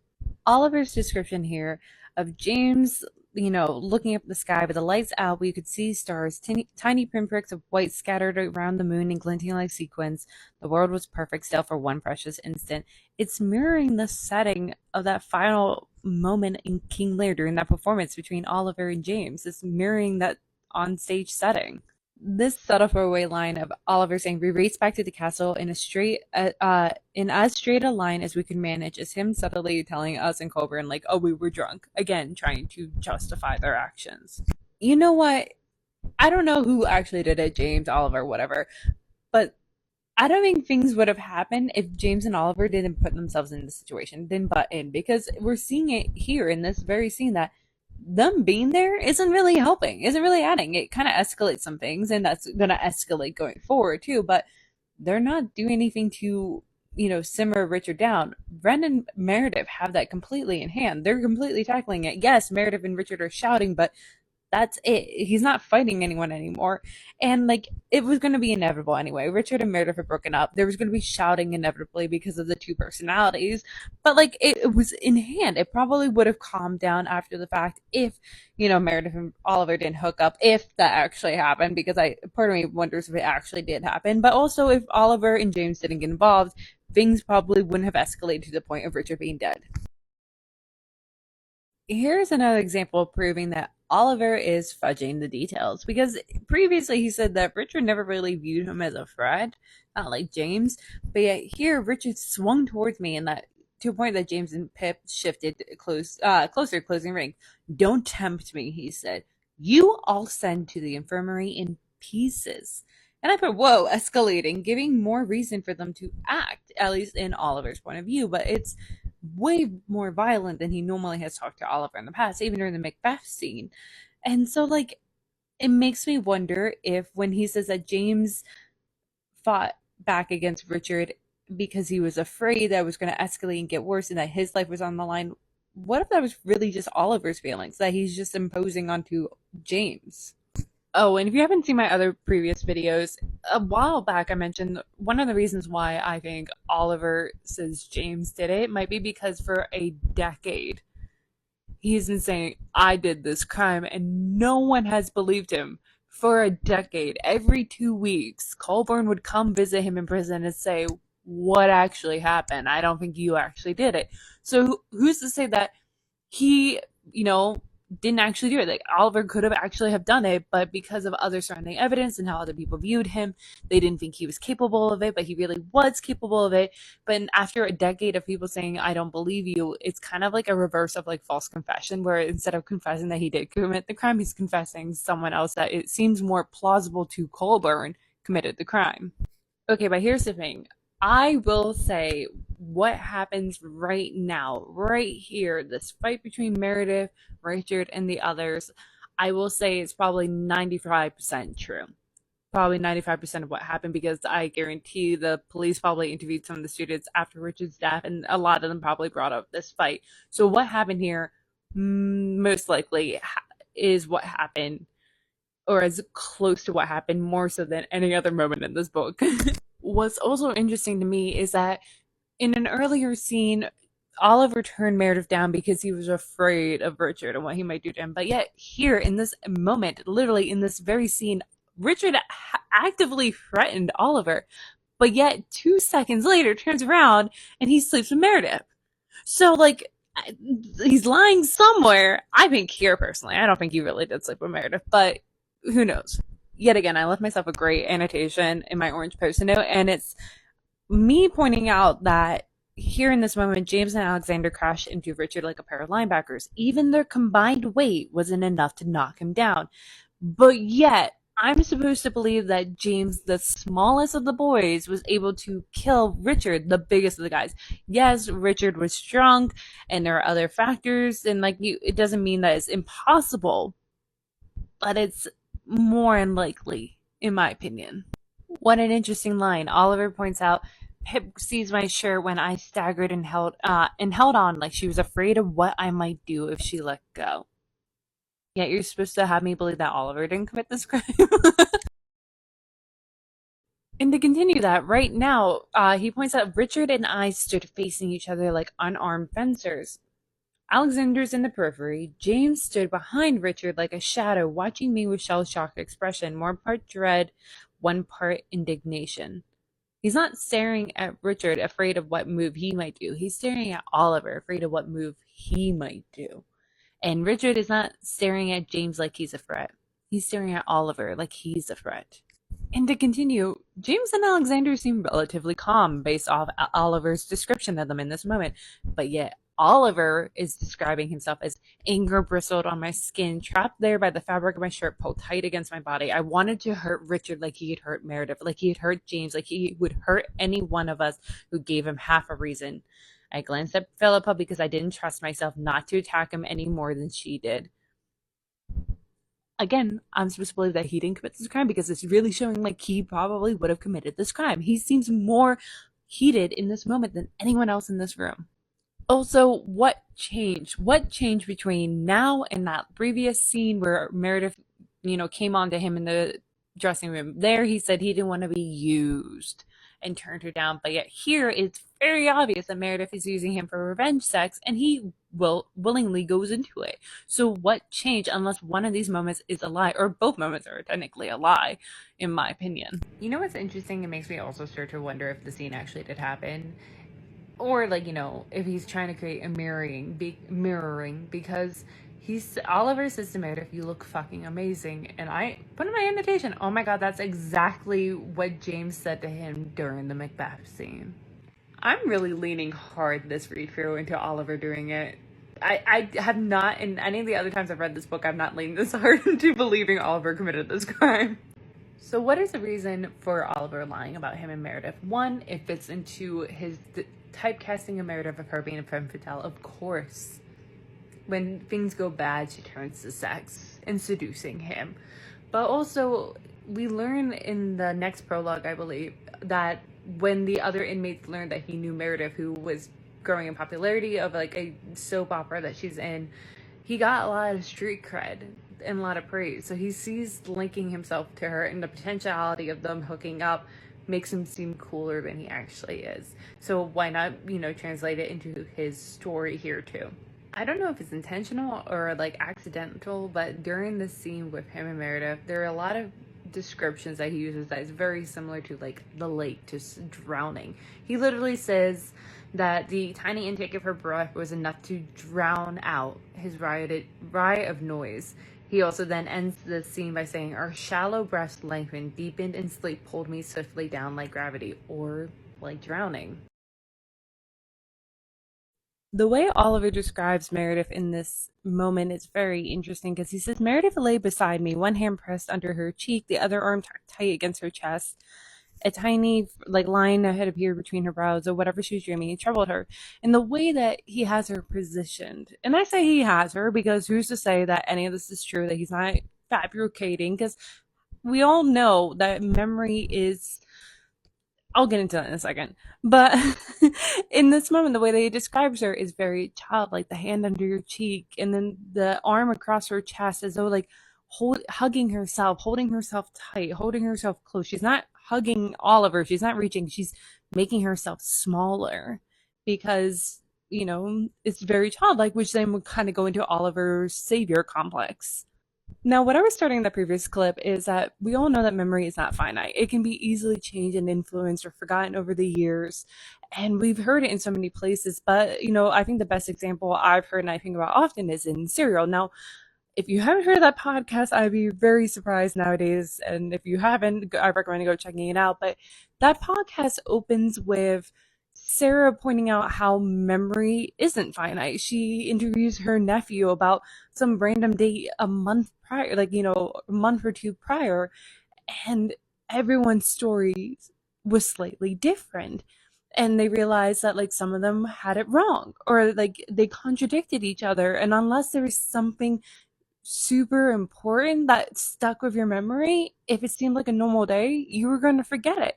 And I'm bringing that up here because we have to remember a lot of these details that Oliver is telling us was technically his normal day. There was nothing really truly abnormal about a lot of these instances, except for maybe one or two moments throughout the day, possibly. So all the details surrounding the more interesting moments of the story probably are fictionalized. And that means that the character descriptions could be fictionalized.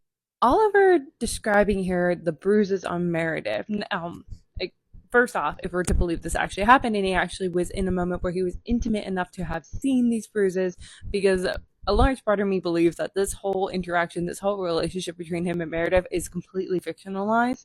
And I can go in more details in the prologue of the next act. And I can also tag a video I brought up a year ago going into more details about this. But if it really is true, if he really did see these bruises, it is him subtly trying to justify his or their action of letting Richard die to culver an end to us by showing, like, look how terrible he was being. He was being that physically violent that he had bruises not only on James but also on Meredith, the two people that he supposedly loved, Oliver. So in my personal opinion, because I'm leaning more heavily this way this time, apparently, this read through, this seems more like justification for Oliver and his hero complex. Like, of course he would attack Richard because he left bruises on James and Meredith. So seeing this would probably justify him to get out of bed and go follow Richard and attack him, in my mind.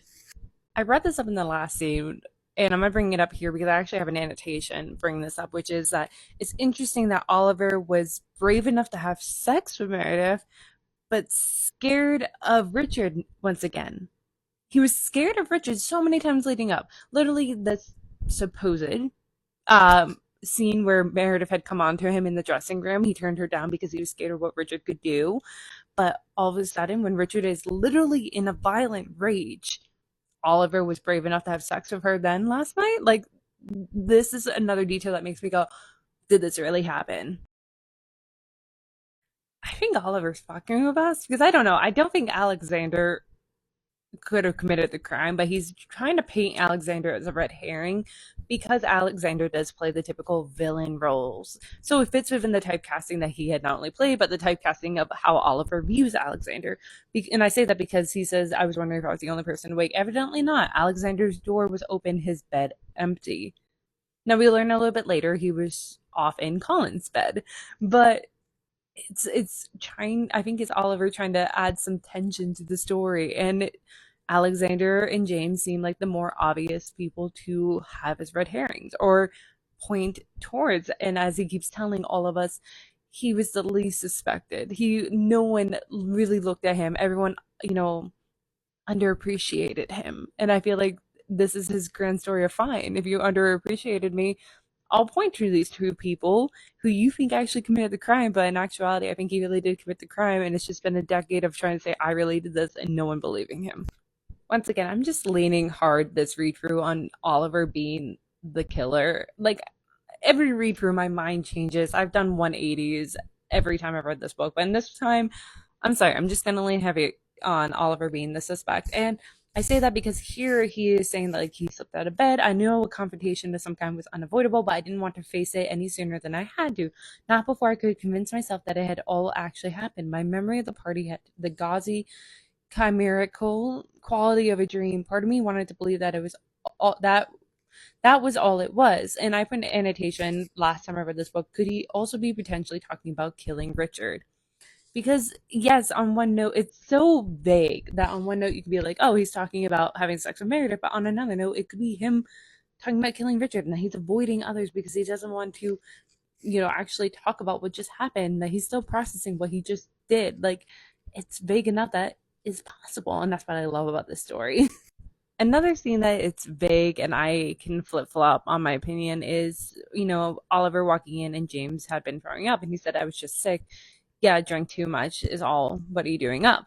And my annotation is, but he wasn't drinking. He was actually in his, upstairs reading most of the time. He barely drank. He was trying to catch up, but then a huge fight happened.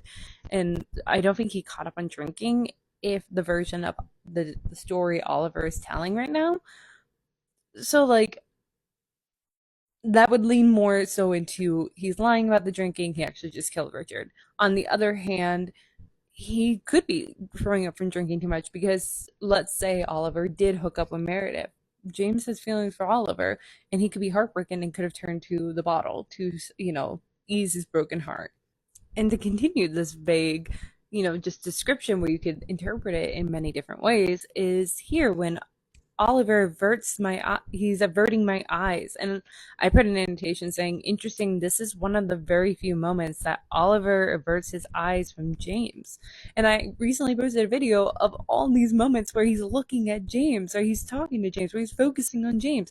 He is constantly looking and talking and focusing about James throughout this book. And it's either it's because he is embarrassed because he is actually aware that James has feelings for him and he just hooked up with Meredith, or it's because he actually killed Richard and he doesn't want to make eye contact with James, afraid of how James might view him if he can read him and sense what he had just done. So this is one of the scenes that I go back and think about often because we learn later in the story that Pip had come across James, if we're to believe that James actually committed the crime, and took his bloody clothes from him, but supposedly didn't take the bloody weapon. And James had shoved the bloody weapon up into his mattress and left it there for all these months. And I'm like, all right, I don't think he's that deranged that he would leave the bloody weapon in his bed, especially when like the police were gonna search the like castle. And like, I'm surprised he didn't throw it in the lake, like kind of thing. But like, more so surprised that Pip didn't take it with her if she took the time to take his clothes. And I'm wondering that again now because is he wet because he was in the lake or was he wet because he was just in the shower? But even then, Oliver's not pointing to any defensive wounds. He's not seeing anything standing out of like scratches or bruises or cuts or blood. And this is Richard we're talking about. He would have some, wouldn't he? Even if he was drunk. But then again, wouldn't Oliver have some defensive wounds? And that's where, like, God, I love hate this book for this reason.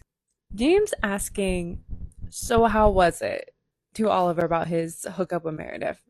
Makes me wonder so many things because on one note, I'm wondering, is him trying to act casual? Like, haven't we all had that moment where we've had a massive crush on someone, but they're dating someone else or seeing someone else, and you're trying to keep that relationship, that friendship, and so you try to act casual, being like, oh yeah, how was it? Like, it could on one hand be that, and it's heartbreaking if it's that. On the other hand, maybe he did genuinely ask, and that would then maybe mean that maybe James never did have feelings for Oliver, and Oliver's just fabricating that part of the story too. It's the tiniest of details that make me just like flip flop and wonder and question everything. And I just like, I hate it and I love it at the same time because here it's when Oliver says, you do know Richard's going to kill me. And James responds with, that did seem to be his plan. He doesn't say that does seem to be his plan. That did. Past tense. Now it could just mean that, oh, he cooled down. He doesn't seem like he's going to try to kill you anymore, at least in this moment. Or it's past tense because James knows Richard is dead. So I look up the symbolism of showers, and it's obviously the washing away your worries, of your burdens, getting to your true self, washing away the burdens of your that have been haunting you. And part of me wonders now if this scene is fabricated. As I've said, we don't know how much of this is fabricated. This scene just feels like it's full of so much kind of symbolism that maybe This is Oliver saying that, like, in one hand, saying that this is James washing away his problems by killing Richard. Or it could be that Oliver had washed away James' problems by killing Richard. And I don't know, it's just something with why is James the one in the shower and Oliver standing outside of it? Why is James' face under the water, which doesn't feel likely for someone that had just like what month prior nearly drowned? Like I feel like you'd not want water pounding into his face after something like that. And for it to be the water look like tears or it's slicing down his back. Like the way that this is presented, I think that there is more that Oliver is trying to tell us, and I can't think of it off the top of my head. So I would love to know what other people think that the scene is trying to represent or show, but I kind of don't think the scene actually did happen. I think Oliver is trying to subtly tell us something by making the scene up. And I need to think about it more, but I would love to hear what other people think. So, Act 2, Scene 10 opens with Oliver waking up again in the middle of the night to knocking at the door. And it's Pip saying, Oliver, I know you're in there. And I put an annotation last year when I read this last time. Interesting that she is knocking for Oliver when this is Meredith's room. And I don't know if I thought farther than that, but like now this read through, because I'm like being a little bit more suspicious of Oliver, I wonder if Pip suspects him or is wondering if he did. That, like, with the events and the way he's been acting, she's been keeping an eye on him and she's wondering, is it possible that Oliver could have done this? That he seems more like a suspect to her than James did. And I wonder, is that why Pip has stayed in contact with him all these years? That maybe, like Holborn, she was hoping he would finally reveal the full truth to her, like, or something. Like I don't know, because he was arrested. Like I want to know why Pip has stayed in contact with him. Maybe stayed in contact because she was afraid he would finally rope her into it. Because here we're seeing Pip's face was drawn and pale. Get dressed, she said, both of you. You need to come down to the dock now. And I put down to business, like level headed. And we later learned, in at least this version of the story from Oliver, that when James emerged, he crossed paths with Pip after killing Richard, and she is the one to take control. She's the one to take his bloody clothes and burn it or hide it, whatever.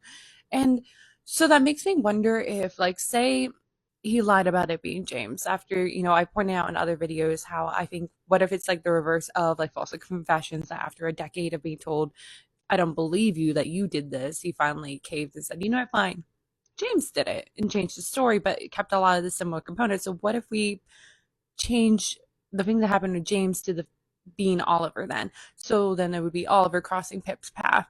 And so Pip then is an accomplice. She's an accessory to this murder. She's hiding it. So she is a lot more involved than any of the other students or anyone else in their friend group. So I just read the line where Oliver's saying that Pip, something was wrong enough that my waking up disappeared in Meredith's room didn't matter. And it's the disappear.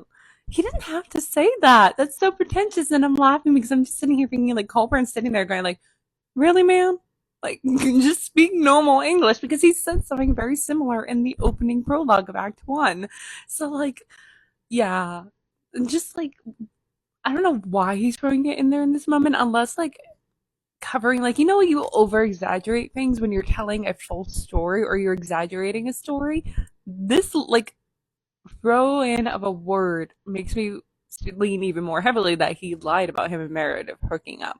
This spot just popped in my head, and it might be completely off base, but I think it's valid enough for me to bring up that because it did pop in my head. So Oliver's describing him and Meredith stumbling down the rickety stairs built into the side of the hill in the brush of darkness, and it's just the two of them.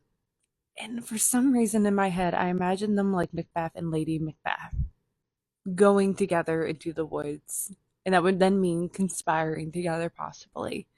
And that's an interesting stance to see the two of them, especially as Oliver is starting to position himself to replace Richard. I don't know if Oliver is messing with us or if maybe he's putting forward that the accident could have actually happened, that like supposed belief, which is what they stood by for quite a while. by him saying the steps are littered with rocks and twigs, and the danger of stumbling was so great that I kept my eyes on my feet until the last step finally flattened out and I glanced up. So it was making that, like, if Richard really was that drunk, stumbling around, he could have tripped and fallen and hurt himself and fell into the lake and been that drunk and that injured to drown. But the one thing that makes me hold back on fully believing the accident theory is the almost overkill of his body. Like, his body is just so contorted that it makes me wonder, maybe not, but at the same time, it's equally possible because, like I pointed out in the last scene, Oliver and James don't have defensive wounds, so like it's hard to pinpoint either of them being the suspects because Richard would surely fight back even when he's drunk. I love this little detail of Oliver saying a few stubborn stars still peered down from the sky, barely lighter than the jagged black branches of the trees.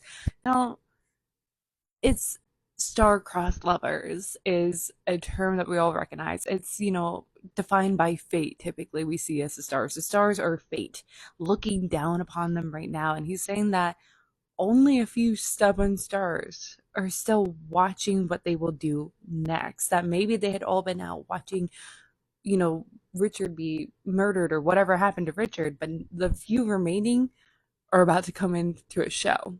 Also, continuing off that last clip, it goes back into Oliver's theme stated in Act 1, Scene 6, Fate versus Agency. And we see during the next act how much Oliver kind of leans towards agency, that it was up to fate, that there were so many external factors kind of pushing them to their decisions, when in actuality, they always had the agency. And I'll get more into that in the next act. The scene that Oliver paints is so pretty that it makes me doubt it ever happened. So him describing shadow shapes solidified as James, Alexander, Ren, and Philippa, all standing there in the dark, staring out at the water. And it's just like, it's such a beautiful visual that pops in my head. But at the same time, I'm wondering, like, did that actually happen? Because the beauty of the imagery seems too good to be reality. But like, as we learn, like in other places, like reality can be sometimes stranger than fiction. But like, I don't know, like the way that he's setting it up here, it's almost like the looking down on their actions. It's definitely mirroring scenes that you see in a lot of other tragedies, for instance. Like, it's like, for example, the families coming across Romeo and Juliet's body at the end and looking down upon their decisions. Like, things like that. It's reminding me of that. So that's what makes me also wonder, like, did he make up this scene? Did, like, this really not truly happen, or is at least not as beautifully set up as he sets the scene up? Going forward with this clip, I'm going to describe how Oliver describes Richard's body upon discovery. It gets grotesque, but I think it's pretty important for this scene and the scene going forward. So Oliver describes tiny ripples murmured around a grotesque pale shape, partly submerged where the water should have been glassy and smooth. Richard floated on his back, neck twisted unnaturally, mouth gaping, face frozen in a Greek mask of agony. Blood crawled dark and sticky across his face from the crush of tissue and bone that used to be an eye socket, a cheekbone now cracked and broken open like an eggshell. And there's so much going on here. First up, it's overkill.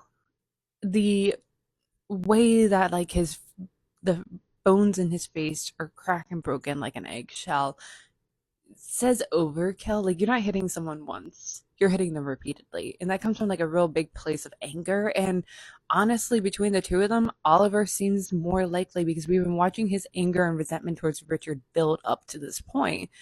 But also, though, like, you have neck twisted unnaturally. I don't think that would have happened if he had, like, just hit him with the hook. Like, that seems more fitting of someone falling, which, like, that could have happened. Say, like, Oliver hit him and then shoved him down the hill and he landed in the lake. But it still doesn't make sense. Like, it's something is off with the details of the body that makes me question. But like, also the mouth agape, because like, technically we learn in the next line he's still alive, so why would his mouth be agape like that? Like, I don't know, like, there's just so many details, and like, I'm not an expert in this field, but like, it stands out to me because like, it doesn't fit, and it seems, I think, I don't know.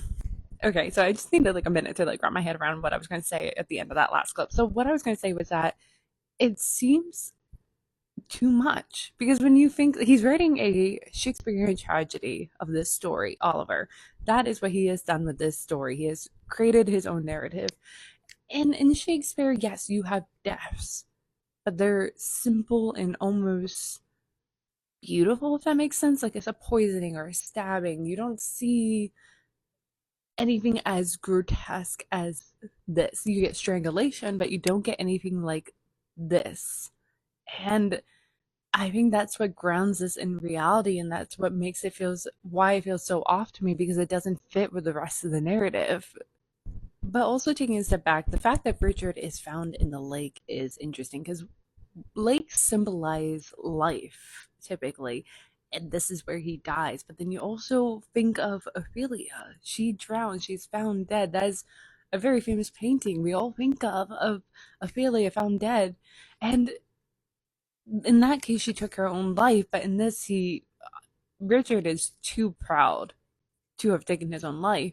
But it's interesting because I think Ophelia's is in the sense of like Hamlet and the others led her to that point. So you could argue that the others combined led to this point, possibly. Like, I would love to hear other people's ideas about this, but I feel like there's definitely more we can unpack with the fact that out of all the places that Richard could have ended up dead, like, he could have been just found dead in the woods, and that would have been symbolic in itself, but no, he's found in the lake. And I guess you could also argue that it's almost, they think that it's cleansing them of their past, of all their problems, but in actuality, they're not cleansed of anything.